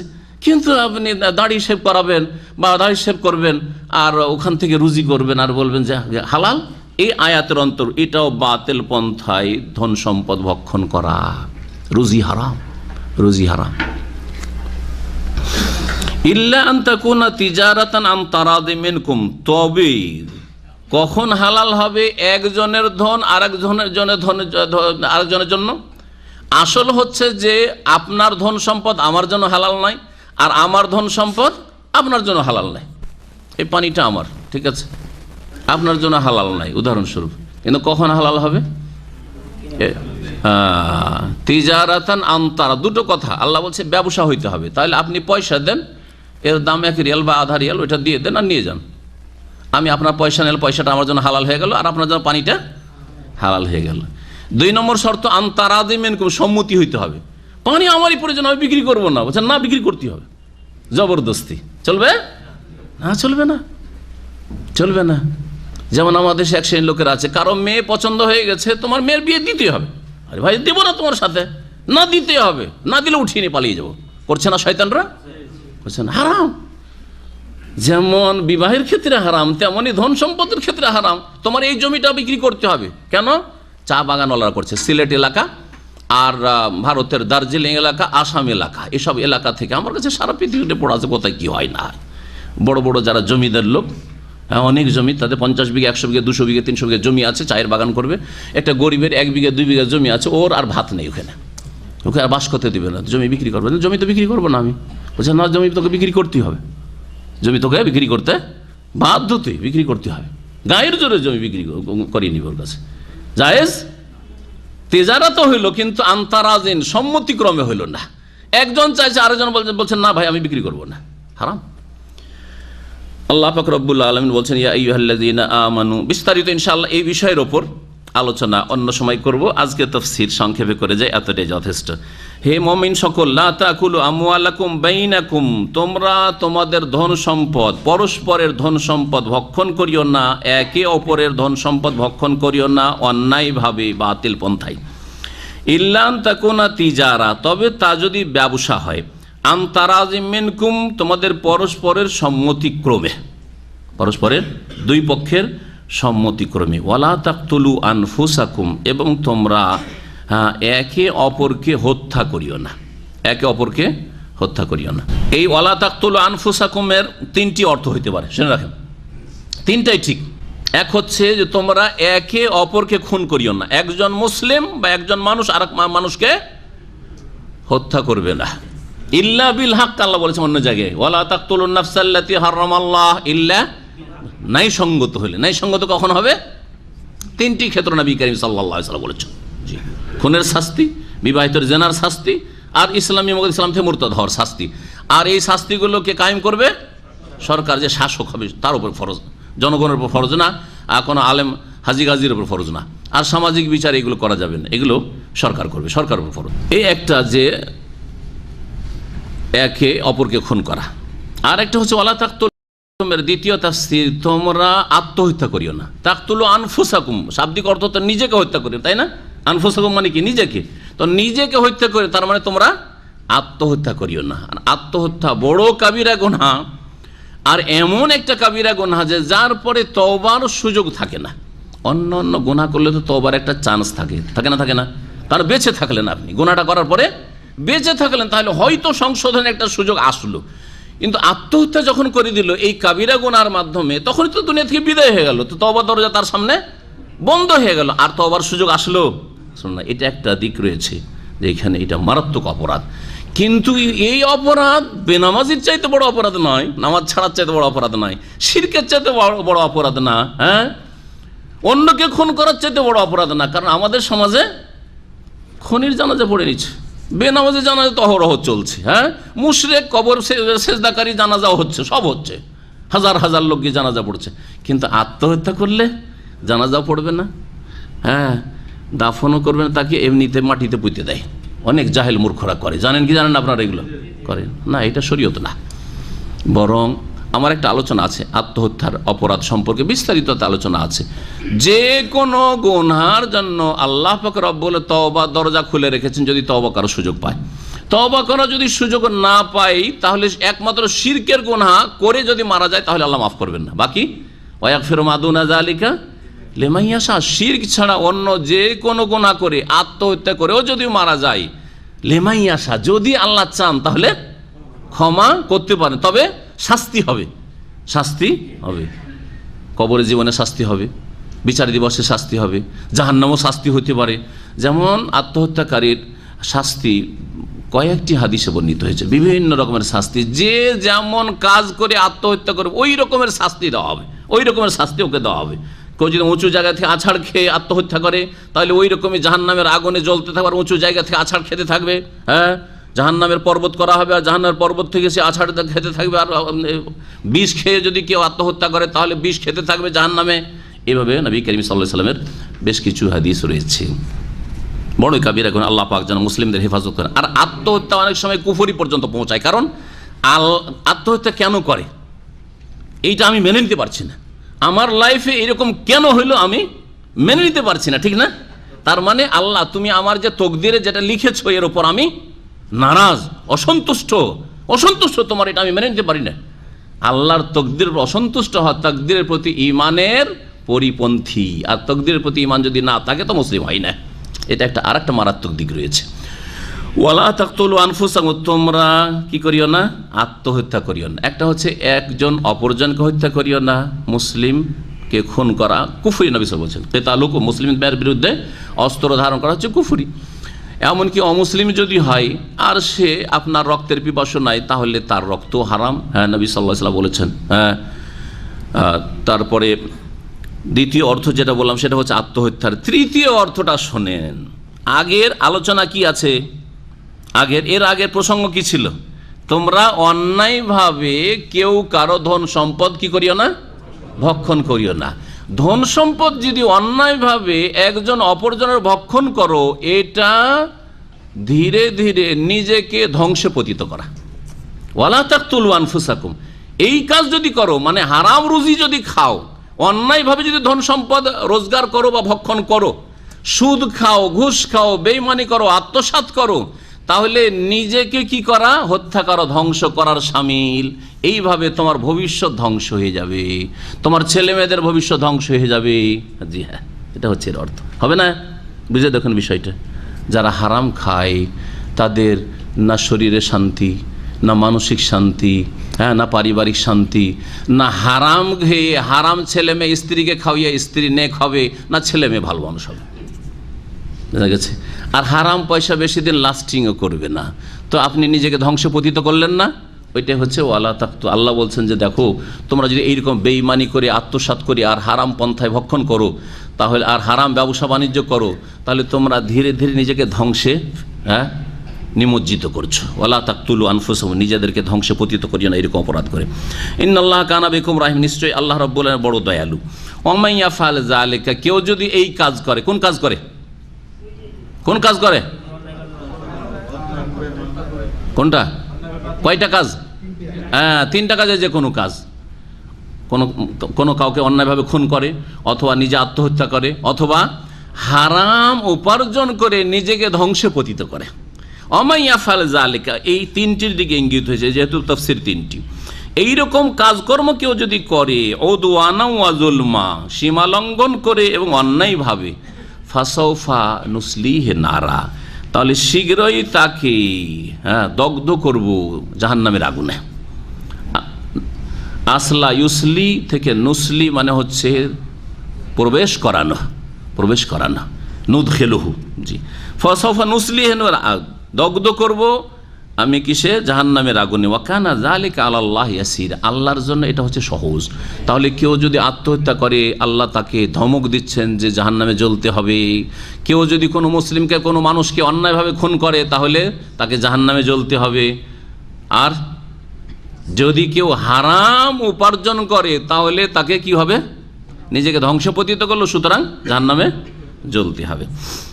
আল্লাহ পাক তারপরে তার রহমতের কথা বর্ণনা করছেন। মানুষের গুনাহ হয় দুই রকম, কাবিরা গুনাহ মানে বড় বড় গুনাহ, আর সাগিরা গুনাহ মানে ছোট গুনাহ। কাবিরা গুনাহ কোনগুলি? কাবিরার কথা এখানে আলোচনা হয়েছে। আল্লাহ পাক রব্বুল আলামিন কাবিরা বলেছেন, তার মানে কাবিরা যখন বলেছেন তাহলে সাগিরা ছোট গুনাহ আছে, তাই না? কাবিরা গুনাহর সংখ্যা 70-এর বেশি, 70-এর বেশি। কাবিরা গুনাহর উপর কয়েকটি কিতাব লেখা হয়েছে আরবিতে, যেগুলির অনুবাদ হয়েছে। তার মধ্যে সবচেয়ে প্রসিদ্ধ কিতাব ইমাম যাহাবী রহমতুল্লাহ আলাইহির, বড় একজন মুহাদ্দিস, তার কিতাব কিতাবুল কাবায়ের, আর শেখুল ইসলাম আহমেদ আবদুল্লাহ রহমতুল্লাহর একটি কিতাব রয়েছে আল কাবায়ের উপর। এই কিতাবগুলি বাংলায় অনুবাদ হয়েছে, পড়ে নিতে পারেন। আরবিতে রয়েছে, বিভিন্ন ভাষায় রয়েছে। আল্লাহ পাক বলছেন ইনতাজতানিবু কাবায়েরা মা তুনহাউনা আনহু, তোমরা যদি বেঁচে থাকো, ইনতাজতানিবু মানে যদি তোমরা বেঁচে থাকো, কাবায়েরা মা তুনহাউনা আনহু, যা তোমাদেরকে তোমাদের জন্য নিষিদ্ধ করা হয়েছে, মা তুনহাউনা যা তোমাদের নিষিদ্ধ করা হয়েছে, তা থেকে যেগুলি বড় গুনাহ, কাবিরা গুনাহ, বড় অপরাধ, সেগুলি থেকে।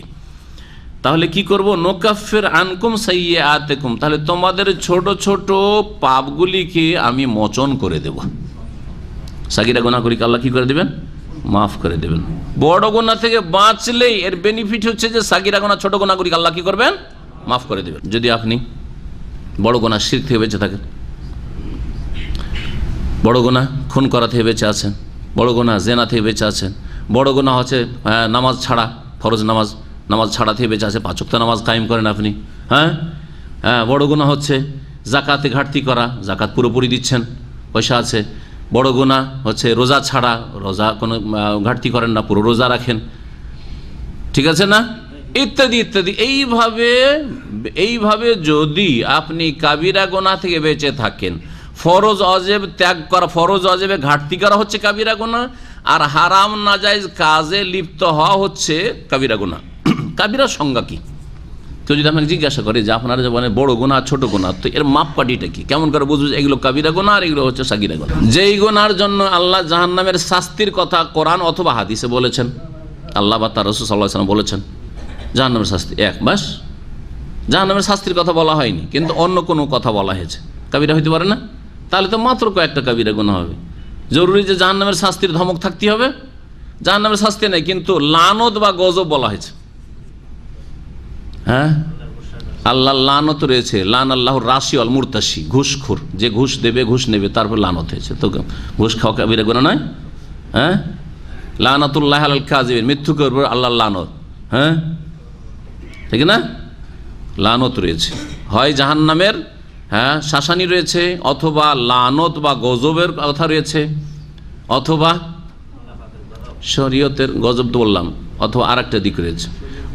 ইসলামে এই রকম অপরাধের জন্য কোনো দণ্ডবিধান সুনির্ধারিত রয়েছে। চোরের হাত কাটা, হ্যাঁ, মদ পান করলে, মদ করে তার জন্য শাস্তি রয়েছে, মিথ্যা অপবাদ দিলে শাস্তি দণ্ডবিধান রয়েছে, ইত্যাদি। এগুলো হচ্ছে কাবিরা গুনাহ। আল্লাহ পাক রব্বুল আলামিন বলছেন যে কাবিরা গুনাহগুলো নিষিদ্ধর মধ্যে 2 রকম, নিষিদ্ধ হচ্ছে কাবিরা আর সাগীরা। কাবিরাগুলিতে যে বেঁচে থাকো তাহলে সাগীরাগুলি মাফ করে দেবো। একটি হাদিস শুধু বলি, তার এতে আপনার পুরো সব ক্ষেত্রে ইঙ্গিত হয়ে যাবে। নবী সাল্লাল্লাহু আলাইহি ওয়াসাল্লাম বলছেন আস-সালাওয়াতুল খামস, 5 ওয়াক্ত নামাজ যদি কেউ পড়ে তার নামাজ ঠিক আছে, তাই না?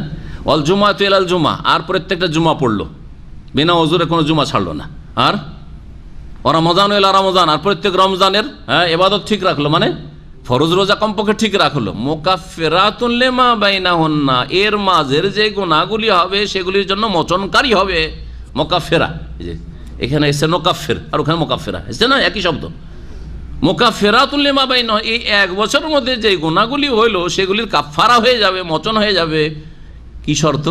ইজাজতুনিবাতিল কাবায়িরু, শর্ত হচ্ছে যদি কাবিরা থেকে বেঁচে থাকা হয়, বড় গুনাহগুলি থেকে বেঁচে থাকা হয়, তাহলে বোঝা গেল নামাজের মাধ্যমেই সাগীরা গুনাহ মাফ হচ্ছে। আর নেগেটিভ যে কাবিরা গুনাহগুলি, খুন করিও না, জেনা করিও না, মদ খেও না, হারাম খেও না, ইত্যাদি, এই করিও না, সেই করিও না, মাতা পিতার অবাধ্য হইও না, সবগুলো নেগেটিভ থেকে বেঁচে আছেন, আর পজিটিভগুলি করছেন, আপনি ফরজ আদায় করছেন। তাহলে সাগীরা গুনাহ যদি হয় তাহলে সেগুলি কি হয়ে যাবে? মাফ হয়ে যাবে, মোচন হয়ে যাবে। আল্লাহু আকবার, আল্লাহ পাকের কত রহমত। যারা এইরকম মেলা নেক আমল করে, বেশ কিছু ফরজ আমল দিয়ে সাগীরা গুনাহ মাফ হয়ে যাচ্ছে, তারপরে বেশ কিছু সুন্নত মুস্তাহাব আমল আছে, সেগুলি দিয়ে সাগীরা গুনাহ মাফ হয়। উযু করলে সাগীরা গুনাহ মাফ হয় না? হয় না? এইরকম মেলা নেক আমল আছে, অমুক তসবিহটা পড়লে, অমুক দোয়াটা পড়লে, অমুক ইস্তেগফারটা পড়লে এরকম গুনাহ মাফ হয়, আছে না নেই? এগুলো সুন্নত মুস্তাহাব, নফল কাজ। ফরজ দিয়েও সাগীরা গুনাহ মাফ হয়, আর নফল সুন্নত মুস্তাহাব দিয়েও সাগীরা গুনাহ মাফ হয়। তাহলে যারা নিয়মিত 5 ওয়াক্ত নামাজ পড়েন, তারপরে 5 ওয়াক্ত নামাজের পরে জিকির আজকারগুলি করেন, সকাল সন্ধ্যার জিকির আজকার করেন, চিন্তা করুন যে কত তারা ভাগ্যবান। প্রতিদিন আপডেট হয়ে থাকছেন, ঠিক কিনা? ভালো করে চিন্তা করেন যে আপডেট হয়ে থাকছেন আপনি, কিন্তু আপনার অন্তরে যেন পাপের কামনা বাসনা না থাকে। আবার এইগুলো জিকিরও করছেন, আবার অন্তর পাপী হয়ে আছে, এটা চলবে না। অন্তরটা সাফ হইতে হবে, পরিষ্কার হইতে হবে। অন্তরে পাপের জন্য চান্স খুঁজে বেড়াচ্ছেন, এইদিকে সকাল সন্ধ্যার জিকিরও করছেন, হ্যাঁ, 5 ওয়াক্ত নামাজও পড়ছেন না, আপনি অসৎ লোক। তাহলে অন্তর সবসময় পরিষ্কার, অন্তর সবসময় আল্লাহর দিকে ধাবিত, অন্তর সবসময় নেকির কাজের দিকে আগ্রহী। কিন্তু কখনো কখনো হয়তো ভুল ভ্রান্তি ছোটোখাটো হয়ে যায়, সেগুলি হচ্ছে সাগায়ের। জি, সাগিরাই যদি অনেক বেশি হয়ে যায় তাহলে সেটা হচ্ছে ছোট ছোট অনেকগুলি কঙ্করের মতো। ছোট ছোট অনেক কঙ্কর যদি এক জায়গায় জমা করে দেওয়া হয় তো সেটার নাম কি হয়? সেটার নাম পাহাড় হয়। আরে বুঝেন না নাকি? আমি কাবিরা আমি জিজ্ঞেস করছি, আমি যে ছোট ছোট পাথর মেলাগুলো জমা করে দিলাম, তখন ওটার নাম কি হবে? তখন আর ছোট কঙ্কর থাকবে না, ওটার নাম কিছুটা হলে বড় পাথর হয়ে যাবে, আর যখন অনেক হয়ে যাবে তখন ওটার নামে একটা ছোট ছোট পাহাড় হয়ে যাবে, আর ওইটা তখন বড় পাহাড়ে পরিণত হইতে পারে। এই জন্য ওলামারা বলেছেন যে বেশি বেশি সাগিরা কাবিরাতে পরিণত হয়, আর সাগিরাকে কন্টিনিউ করো কাবিরাতে পরিণত হয়। এই কথা মনে রাখবেন। আল ইসরার ও আলা সাগাইরে কবিরাতুন, ছোট ছোট গুনাহ কন্টিনিউ করে যাচ্ছেন, মাসকে মাস সাগিরা গুনাহ, প্রতিদিন আপনার সাগিরা গুনাহ, হ্যাঁ, তাহলে সেটা আর সাগিরা থাকবে না, কি হয়ে যাবে? কাবিরা গুনাহ। 8 ঘন্টা ডিউটি করে নেওয়ার পরে আর সময়টা টাইম কোথায় পাস করবেন খুঁজে পান না। তখন এক এক লোক এক এক রকমের। কিছু লোক আছে আলহামদুলিল্লাহ ইসলাম সেন্টারে এসে দিন শিখছে, আর কিছু লোক করছে কি ফেসবুক নিয়ে বসলো আর ওই সব খারাপ ফিল্ম ছবি দেখছে, হ্যাঁ, মহিলাদের ছবি দেখছে, বোঝা গেছে না? আর প্রতিদিন দেখছে, প্রতিদিন সকাল বিকাল দেখতে আছে। তাহলে এগুলো হচ্ছে, হ্যাঁ, অনেক কঙ্কর পাহাড়ের মতো হতে যাচ্ছে। আর কিছু লোক আছে গিয়ে মার্কেটে, লেডিস মার্কেট আশেপাশে অথবা যেখানে এসে বিভিন্ন হাসপাতাল থেকে অথবা বিভিন্ন জায়গাতে যেসব মহিলা ওই কাজের মেয়েরা এসে ওইখানে করে বাস থেকে নামে ওইখানে ধর্ণা দিচ্ছে, একটু তাকাচ্ছে, হ্যাঁ, ডেইলি সপ্তাহে 2 দিন ওর একটা রুটিন করে ফেলেছে যে অমুক দিন আমাকে সিকো মার্কেট, লেডিস মার্কেটে ঘুরতে হবে, যেতে হবে, মলে যেতে হবে, মলে যেতে হবে। আমরা জীবনেও মলে যাই না, নাম শুনেছি শুধু। আশ্চর্য, 18 বছর হয়ে গেল আমি এই সব মলে এখন পর্যন্ত যাইনি। আর যাই বাজারে কেনাকাটাতে গেলেও এমন সময় যে সময় মহিলা সাধারণত থাকেই না, ফজর পর থাকে না, ফজর পরে যায়, 24 ঘন্টা খোলা থাকে, ফজর পর খুলে যায়, তারপরে জোহর পরে সময়টা থাকে না। জীবনে এসা পরে বাজারে যেতে হবে আর কেনাকাটা করতে হবে, সব করি না। ফির আপনার একটা চেষ্টা থাকতে হবে, না এমন সময় এখানে যাবেন আর এমন মলে যাবেন যেই সব মলে, হ্যাঁ, দেখা যায় এরকম মেকআপ করা সুন্দরী সুন্দরী মহিলা সারা বিশ্বের আসছে না। তাহলে এগুলো হচ্ছে পাহাড়ের মতো সাগিরা হয়ে যাচ্ছে। যাই হোক, আল্লাহ পাক যেন আমাদের হেফাজত করেন, সাগিরা কাবিরা সমস্ত গুনাহ থেকে বেঁচে থাকার তৌফিক দান করেন। আল্লাহ বলছেন তারপর নুদখিলকুম মুদখালান কারীমা, এবং তোমাদেরকে প্রবেশ করাবো সম্মানজনক স্থানে, অর্থাৎ জান্নাতে। মুদখালান কারীমা হচ্ছে জান্নাত। আল্লাহ পাক জান্নাত দেওয়ার ওয়াদা করছেন, আর ছোট গুনাহগুলিকে মাফ করে দেবেন যদি তোমরা কাবিরা গুনাহ থেকে বেঁচে থাকো। আল্লাহ পাক যেন আমাদের কাবিরা সাগিরা সকল গুনাহ থেকে বেঁচে থাকার তৌফিক দান করেন। আল্লাহ আমাদের সকলকে জান্নাতুল ফিরদৌস দান করেন। মহান আল্লাহ তারপর ইরশাদ করছেন ওয়ালা তাতামান্নাউ মা ফাদ্দালাল্লাহু বিহি বা'দাকুম আলা বা'দ। এই আয়াতের শানে নুজুল সম্পর্কে বলা হয়েছে যে নবী করিম সাল্লাল্লাহু আলাইহি সাল্লামের এক স্ত্রী উম্মে সালামা রাদিয়াল্লাহু তাআলা আনহা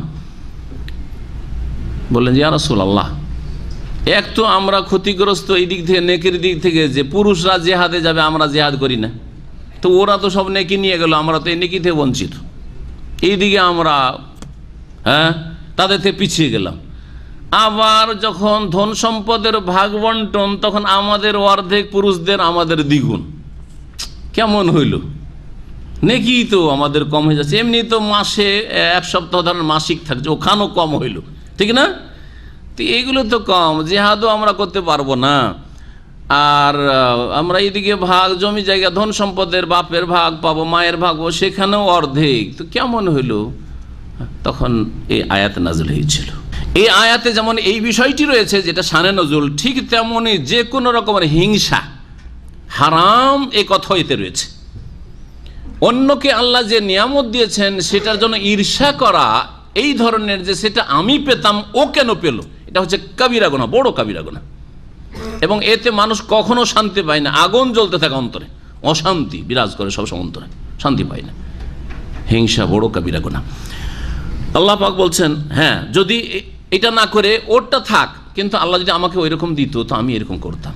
যেমন একজন লোক প্রতি বছর হজ করছে, আল্লাহ যদি আমাকে চান্স দিত, যদি কফিল অনুমতি দিত আর টাকা পয়সা থাকতো, আমিও প্রতি বছর হজ করতাম, ও হজ করুক আমিও করতাম, কাজটা মন্দ না, ভালো। এরকম আকাঙ্ক্ষা লালসা করা জায়েজ না? না জায়েজ? জায়েজ, প্রশংসিত। তাহলে এইরকম আকাঙ্ক্ষা করা প্রশংসিত। অনেক সময় ধন সম্পদ ওকে আল্লাহ দিয়েছেন, আর উনি মসজিদ করছেন, মাদ্রাসা করছেন, দাওয়াতের কাজে এত টাকা খরচ করতে পারছেন, আল্লাহ যদি আমাকেও দিতেন আমিও দিনের দাওয়াতের কাজে খরচ করতাম। আমি লেখাপড়া যাই না, আমিও যদি লেখাপড়া জানতাম তো ওনার মতো আমিও দিনের কাজ করতাম। এই আকাঙ্ক্ষাগুলি ভালো না মন্দ?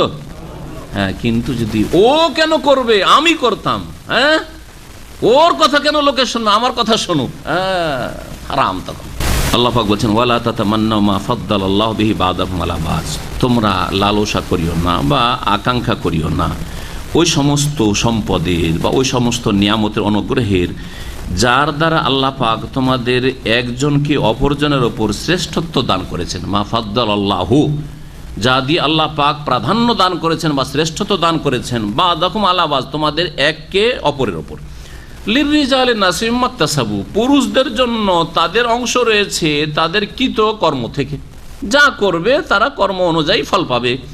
ঠিক তেমনি ওয়ালিন নিসাই নাসিবুম মিম্মা ইকতাসাবনা, আর নারীদের জন্য অংশ রয়েছে মিম্মা ইকতাসাবনা, তাদের কৃত কর্মের, তারা যা কর্ম করবে তার ফল পাবে। মহিলা নামাজ পড়ে সেও সওয়াব পাবে ওই রকমই, যেমন পুরুষ পায়, পুরুষ যেমন সওয়াব পায় তেমন মহিলাও পায়। পুরুষের যেমন ফারাইজ ওয়াজিবাত রয়েছে তেমন মহিলারও ফারাইজ ওয়াজিবাত ফরজ রয়েছে।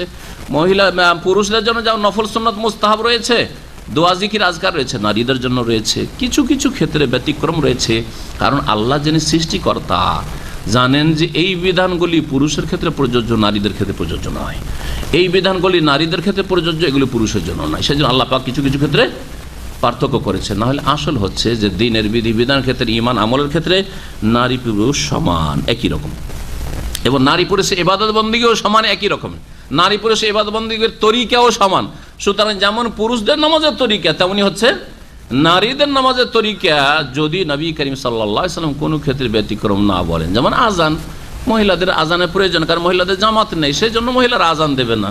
হ্যাঁ, বাকি নামাজের তরিকাতে কোনো পার্থক্য নেই। যে পার্থক্যগুলি প্রচলিত কিছু কিছু মযহাবের লোকেরা করে থাকে সেগুলি জয়ীফ, দুর্বল, জাল, আর না হলে মন গড়া, হ্যাঁ, যুক্তি ভিত্তিক, হাদিস ভিত্তিক নয়, দলিল ভিত্তিক নয়। আল্লাহ পাক বলছেন যে তোমরা যাকে যে আল্লাহ ভাগ করে দিয়েছেন সেটাই হচ্ছে তার কৃতকর্মের অংশ। ওয়াসআলুল্লাহ মিন ফাদলি, হ্যাঁ, তোমাদের যদি কাউকে কম দেওয়া হয়েছে মনে করছো আমি পাইনি সে পেয়েছে, তাহলে আল্লাহর কাছে তোমরা চাও ভালো পন্থায়। ওয়াসআলুল্লাহ, আল্লাহর কাছে তোমরা চাও, যাচ্চা করো, মিন ফাজলি, তার অনুগ্রহ থেকে আল্লাহ দেবেন। এই আয়াতে চাওয়ার জন্য, দোয়া করার জন্য উৎসাহিত করা হয়েছে। যেমন আল্লাহ পাক আপনাকে এলেম কম দিয়েছেন, কাউকে বেশি দিয়েছেন, আপনি আল্লাহর কাছে দোয়া করেন যে আল্লাহ আমাকে এলেম দাও, ওর চাইতে বেশি এলেম দাও। আপনাকে আল্লাহ ধন সম্পদ কম দিয়েছেন আর কাউকে বেশি দিয়েছেন, আপনিও যদি ধন সম্পদেও দোয়া করেন অসুবিধা নেই, দোয়া করেন, কিন্তু সৎ উদ্দেশ্যে দোয়া করতে, এই ধন সম্পদ তোমার দিনের কাজে, তোমার সন্তুষ্টির কাজে লাগাবো, শুকরিয়া আদায় করবো এই ধন সম্পদে, এই ধন সম্পদের আমানত রক্ষা করব। আর যদি বলেন ধন সম্পদ পেয়ে আমি ইচ্ছা মতো কাজ করবো, আমার যা ইচ্ছা তাই করব, তাহলে আপনার অসৎ উদ্দেশ্য রয়েছে। কারণ অধিকাংশ মানুষের জন্য ধন সম্পদ হচ্ছে বড় ফিতনা। জি, ওয়াসআলুল্লাহ মিন ফাদলি ইন্নাল্লাহা কানা বিকুল্লি শাইইন আলিমা, নিশ্চয় আল্লাহ রাব্বুল আলামিন প্রত্যেক বস্তু সম্পর্কে সম্যক জ্ঞানী। নারীদেরকে যে অর্ধেক দেওয়া হয়েছে ধন সম্পদে, আর পুরুষদেরকে তার দ্বিগুণ দেওয়া হয়েছে। ছেলে সন্তানকে 2 ভাগ আর মেয়ে সন্তানকে 1 ভাগ দেওয়া হয়েছে। এতেও বড় হিকমত রয়েছে। দেখেন, যতগুলি ঝুঁকির কাজ আর যতগুলি খরচ খরচা বহন করা সবগুলি কিন্তু ছেলেদের ওপর, মেয়েদের ওপর কোনো খরচ খরচা নেই। বাপ মায়ের ভরণ পোষণের দায়িত্ব মেয়েদের উপর নয়। বাপ মা বুড়ো হয়ে গেছে, মেয়েদের উপর দায়িত্ব নেই। মেয়েরা তো স্বামীর ঘরে চলে গেছে, পাবে কোথায়? হ্যাঁ, তাদের কোনো দায়িত্ব নেই। তবে কেউ দেখার না থাকে, শুধু মেয়ে আছে, সেটা আলাদা কথা। কিন্তু ছেলে আছে, আর বলবে, ছেলে বলবে যে আমি দিচ্ছি 200 টাকা, তুই 100 টাকা দে। বোনকে বলবে না, কোনো দায়িত্ব নেই। যদিও চাকরি করে মেয়ে, যদিও ইনকাম করে, তার ব্যবসা বাণিজ্য আছে। তাহলে মেয়েদের উপর যখন কোনো আর্থিক দায়িত্বই আল্লাহ রাখেননি, তারপরে মেয়েরা বিয়ে করলে তাদের খরচ লাগে না ইসলামের দৃষ্টিতে। হিন্দুদের দৃষ্টিতে লাগে, হিন্দু সভ্যতায় লাগে, যৌতুক লাগে, ইসলামে লাগে না। বুঝছেন না? বুঝছেন না? কারণ আপনি বলছেন মেয়েদের খরচ লাগে না, আর বাংলাদেশে ভারতে তো মেয়েদেরই বেশি খরচ লাগে। এই জন্য বুঝিয়ে দিচ্ছে ভালো করে যে আমাদের ভারত, বাংলাদেশ, পাকিস্তানে যে মেয়ে পক্ষের খরচ হয় বিয়েতে, এটা হিন্দু সভ্যতা, হিন্দু ধর্ম। হিন্দু ধর্মও বলে না, তাদের মন গড়া এইসব কাজ হিন্দু সভ্যতা। কিন্তু মুসলিমদের সভ্যতায়, ইসলামিক সভ্যতাতে ইসলামে নেই। ইসলামে আছেও, একটু আগে পড়লেন, ওয়ান্তাবতাগু বিআমওয়ালিকুম, পয়সা খরচ করে পাত্রী খুঁজে নিয়ে এসো, স্ত্রী খুঁজে নিয়ে এসো। তো দেখেন সৌদি আরবে মাশাআল্লাহ যার মেয়ে আছে, এক একটা মেয়েতে এক এক লাখ রিয়াল করে খরচ কাকে করতে হচ্ছে? ছেলেকে। ছেলেকে বিয়ে করার আগে তাকে 1 লাখ রিয়াল মোহর প্রস্তুত করতে হবে। বাসা খুঁজতে হবে কাকে? তো মহিলাকে, হ্যাঁ ছেলেকে বাসা খুঁজতে, বাসা রেডি করতে হবে, তাই না?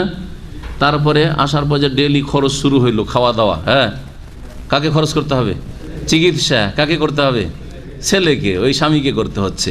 ছেলে মেয়ে হইলো, তাদের খরচ খরচা, ডেলিভারি খরচ কাকে? 50-50। এটা পশ্চিমা সভ্যতা।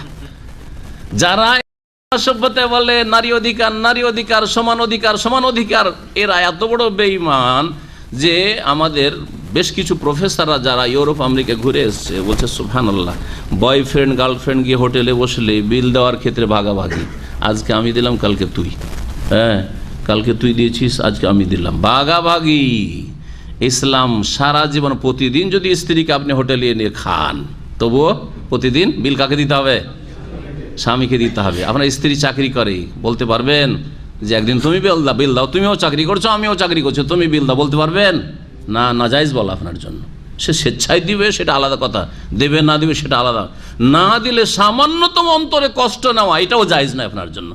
যারে এত টাকা আমার স্ত্রী ইনকাম করে, বা এত টাকা পয়সা তার বাপের বাড়িতে পেয়েছে, আর সংসারে কিছুই খরচ করে না, কোনো কষ্ট নেওয়ার অধিকার আপনার নেই, কোনো অধিকার আপনার নেই। ভালো করে শুনে রাখা, এটা হচ্ছে ইসলাম।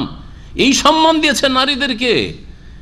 আর ধোঁকাবাজ যারা নারীদেরকে কলকারখানে নিয়ে তাদের ইজ্জত হরণ করতে চায়, তারাই সব কথা বলে নারী অধিকার আর মানব অধিকার। সব অধিকার, নামে অধিকার, কোথায় মানব অধিকার আছে সেখানে? আরও খবর বলছি তাদের, আমাদের মোদি ইউনিভার্সিটির প্রফেসররা যারা ওই সব দেশে ঘুরে এসছে, বলছে, একজন প্রফেসর আমাকে বলছেন, বা আমাদের ক্লাসে বলছেন আমভাবে, আজকে থেকে 25 বছর আগের কথা বলছি, 26 বছর আগে, বলছেন যে গেলাম একটি দোকানে, দেখলাম আমেরিকাতে গিয়ে দেখলাম যে কাউন্টারে এক পুরুষও চাকরি করছে, কাপড়ের দোকানে, আর একটা মহিলা চাকরি করছে। স্যালারি জিজ্ঞেস করলাম, জানলাম যে পুরুষের স্যালারি মহিলার চাইতে অনেক বেশি।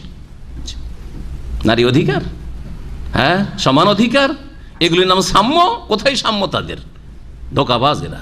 আল্লাহ রাব্বুল আলামিন ইন্নাল্লাহ কানা বিকুল্লি শাইইন আলিমা। হ্যাঁ বলছিলাম যে নারীদেরকে যে অর্ধেক দেওয়া হয়েছে, ভালো করে চিন্তা করে দেখ, এটাই তাদের জন্য অনেক বেশি। ওই যে বাপের মায়ের ধন সম্পদ থেকে অর্ধেক নিয়ে চলে গেল, আর 2 গুণ পেল ওর ভাই, ওই ভাইয়ের ওপর দায়িত্ব থাকলো বাপ মায়ের, সংসারের ইত্যাদি, চিকিৎসা, খাওয়া দাওয়া, বাড়িঘর, শীত বস্ত্র, সব দায়িত্বর ওপর। এর উপর কোনো দায়িত্ব নেই। বরং মাঝে মাঝে আসবে, শ্বশুর বাড়ি থেকে আসবে, শ্বশুর বাড়ি যাবে, স্বামীর ঘরে খাবে, এখানে আসবে তো ভাইয়ের ঘরে খাবে, তাই না? এখানেও খাবে, এই না যে এখানেও তাকে বিল দিয়ে খেতে হবে। এখানে আত্মীয়তার সম্পর্ক আছে, ভাইয়ের বাড়ি মেহমান হয়েছে, কমপক্ষে 3 দিন তো খাওয়াতেই হবে। আর তারপরে খাওয়ানো ভালো কাজ, কিন্তু 3 দিন তো খাওয়াইতে হবে যে কোনো মেহমানকে। আল্লাহ পাক তারপরে বলছেন ওয়ালিকুল্লিন জাআলনা মাওয়ালিয়া, প্রত্যেকের জন্য আমি উত্তরাধিকারী হ্যাঁ স্থির করেছি। প্রত্যেকের, মাওয়ালি মাওলার বহুবচন, মাওয়ালি হচ্ছে মাওলার বহুবচন। মাওলা আরবিতে যে শব্দটি রয়েছে তার অনেকগুলি অর্থ হয়, তার মধ্যে একটি অর্থ হচ্ছে মালিক, আর সবচেয়ে বড় মালিক হচ্ছেন আল্লাহ রাব্বুল আলামিন।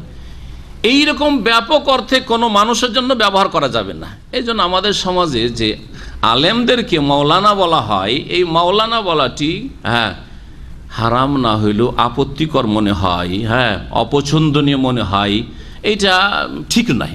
এই আর আরবদের মধ্যে এই জন্য প্রচলন নেই। আলেম ওলামাকে শেখ বলছেন, শেখ বলছেন, তো এইটা উঠিয়ে দেওয়াই উচিত। কিন্তু এমনিতে একবারে হারাম হয়ে যাবে আর শিরক হয়ে যাবে তা না। ব্যাপক অর্থেও যদি বলেন তাহলে শিরক হবে, কারণ এত ব্যাপক অর্থ তাতে নেই। মাওলার আরও মেলা অর্থ। মাওলা এমনি সাধারণ মালিককে, মানুষ মালিককে মাওলা বলা হয়। যেমন দাসের মালিক যে দাস আজাদ করেছে তাকে কি বলা হয়? মাওলা বলা হয়। এমনকি যেই কৃতদাসকে স্বাধীন করা হয়েছে সেটাও মাওলা, স্বাধীন হয়ে গেছে। এতদিন গোলাম ছিল, এখন কি হয়েছে? স্বাধীন হয়েছে, ওকেও মাওলা বলা। এটা হচ্ছে ছোট মাওলা, মানে যে স্বাধীন হয়ে যাওয়া দাস। আর বড় মাওলা হচ্ছে মানুষের মধ্যে যে স্বাধীনকারী, যে স্বাধীন করলো দাসকে, সেও মাওলা। মাওলার একটি অর্থ আরবি ভাষায় চাচাতো ভাই। চাচাতো ভাই মানুষ, চাচাতো ভাইকে মাওলা বলা হয়। মাওলার আর একটি অর্থ হচ্ছে ওয়ারিস। ওয়ারিস আরবিতে ওয়ারিস মানে উত্তরাধিকারী। এখানে এই ওয়ারিসের অর্থে রয়েছে ওয়ালে কুল্লিন জাআলনা মাওয়ালিয়া, প্রত্যেক মানুষের জন্য স্থির করেছি উত্তরাধিকারী। প্রত্যেক মানুষ মারা গেলে তার কেউ না কেউ কি আছে? ওয়ারিসিন, উত্তরাধিকারী আছে। তার ধন সম্পদ ভাগে পাবে এমন কিছু লোক আছে, কাছের না থাক দূরের আছে, ওদেরকেই দিতে হবে। যেমন নবী করিম সাল্লাল্লাহু আলাইহি ওয়াসাল্লাম বলছেন, ইন্নাল্লাহ কাদ আতা কুল্লাযী হাক্কিন হাক্কা। আল্লাহ পাক রব্বুল প্রত্যেক পাওনাদারকে পাওনা দিয়ে দিয়েছেন, হকদারকে হক দিয়ে দিয়েছেন, মানে তাদের জন্য স্থির করে দিয়েছেন এত পাবে এত পাবে। ফালা ওয়াসিয়াতা লিওয়ারিসিন, সুতরাং কোনো উত্তরাধিকারী ওয়ারিসের জন্য ওসিয়ত নেই যে আমার 5টা ছেলে রে, বড় ছেলেটাকে 2 বিঘা জমি বেশি দিবি, ছোট ছেলেকে ওইটা আদরের ছেলে ওকে এইটা দিয়ে দিবি, ওইটা দিয়ে দিবি, ভিটামাটি দিয়ে দিবি, না এইরকম নেই। ভাগ সমানভাবে ভাগ করবে, তাহলে বাপ মায়ের ধন সম্পদ সমানভাবে ভাগ করবে, কম বেশি করা যাবে না। ফালা ওয়াসিয়াত, ওসিয়ত চলবে না ওয়ারিসিনদের জন্য। আল্লাহ পাক হক দিয়েছেন, এই কথাই এখানে বলছেন। কিসে থেকে হক? মিম্মা তারাকাল ওয়ালিদান, যা মাতা পিতা আর পরিত্যক্ত তা থেকে, মাতা পিতার যে পরিত্যক্ত ধন তাতে ওয়ারিস বানিয়েছে, উত্তরাধিকারী বানিয়েছেন আল্লাহ রাব্বুল ওয়াল আকরাবুন। আর আত্মীয় স্বজনরা যা ছেড়ে যায়, ভাই বেরাদর, তাতেও ওয়ারিসিন, উত্তরাধিকারী আল্লাহ পাক স্থির করেছেন। ওয়াল্লাযিনা আকাদাত আইমানুকুম, আর যাদের সাথে তোমরা চুক্তিতে আবদ্ধ হয়েছ, যাদের সাথে চুক্তিতে আবদ্ধ হয়েছ, ফাতুহুম নাসিবাহুম, তাদেরকে তাদের অংশ দিয়ে দিও। কারা তারা? এটা বুঝতে হবে। এক তো বাপ মা ছেড়ে গেলে ছেলে মেয়েরা ভাগ পাবে, আত্মীয় স্বজন, হ্যাঁ ভাই মারা গেছে তাহলে আর ভাইরা যা আছে, বোনেরা আছে, ওরা পাবে, যে যারা পায়। মিরাসের আয়াতগুলি তাফসীর হয়েছে। এখন ওয়াল্লাযিনা আকাদাত আইমানুকুম, যাদের সাথে তোমরা চুক্তিতে আবদ্ধ হয়েছে, এরা কারা?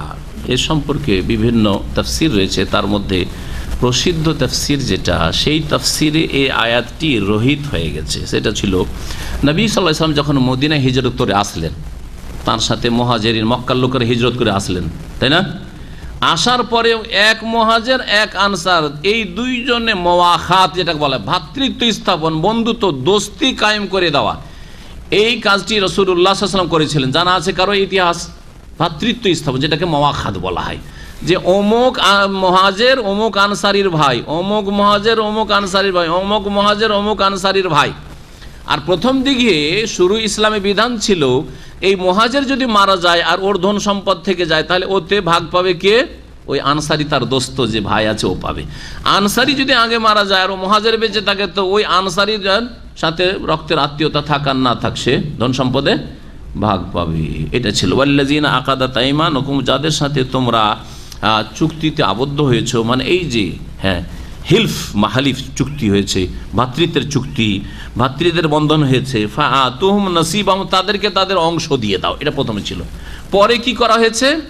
মনসুখ, রহিত করে দেওয়া হয়েছে সূরা আনফালের আয়াত দিয়ে। সূরা আনফালের তাফসীরে শেষ দিকে আয়াত রয়েছে, শেষের আয়াত, ওয়া উলুল আরহামে বাযুহুম আওলা বিবাযিন ফি কিতাবিল্লাহ। সূরা আনফাল খুলে দেখতে পারেন যদি কোরআন কারোর কাছে তাড়াতাড়ি। ও উলুল আরহামে বাদুহুম আওলা বিবাদিন ফি কিতাবিল, আল্লাহর বিধানে আত্মীয়রা, উলুল আরহাম যাদের সাথে আত্মীয়তার সম্পর্ক আছে, এরা হচ্ছে অধিক নিকটবর্তী একজন অপরজনের, অন্যের তুলনায়। অর্থাৎ নিজের আত্মীয়রা থাকতে যাদের সাথে বন্ধুত্বের ভিত্তিতে সম্পর্ক কায়েম হয়েছে, তারা ধন সম্পদের ভাগ পাবে না। এই আয়াত দিয়ে আয়াতকে রহিত করা হয়েছে। এটা একটি তাফসীর। তাহলে এই আয়াতকে কি বলবো? মনসুখ, রহিতকৃত। আর ওই আয়াত হচ্ছে নাসিখ সূরা আনফালের।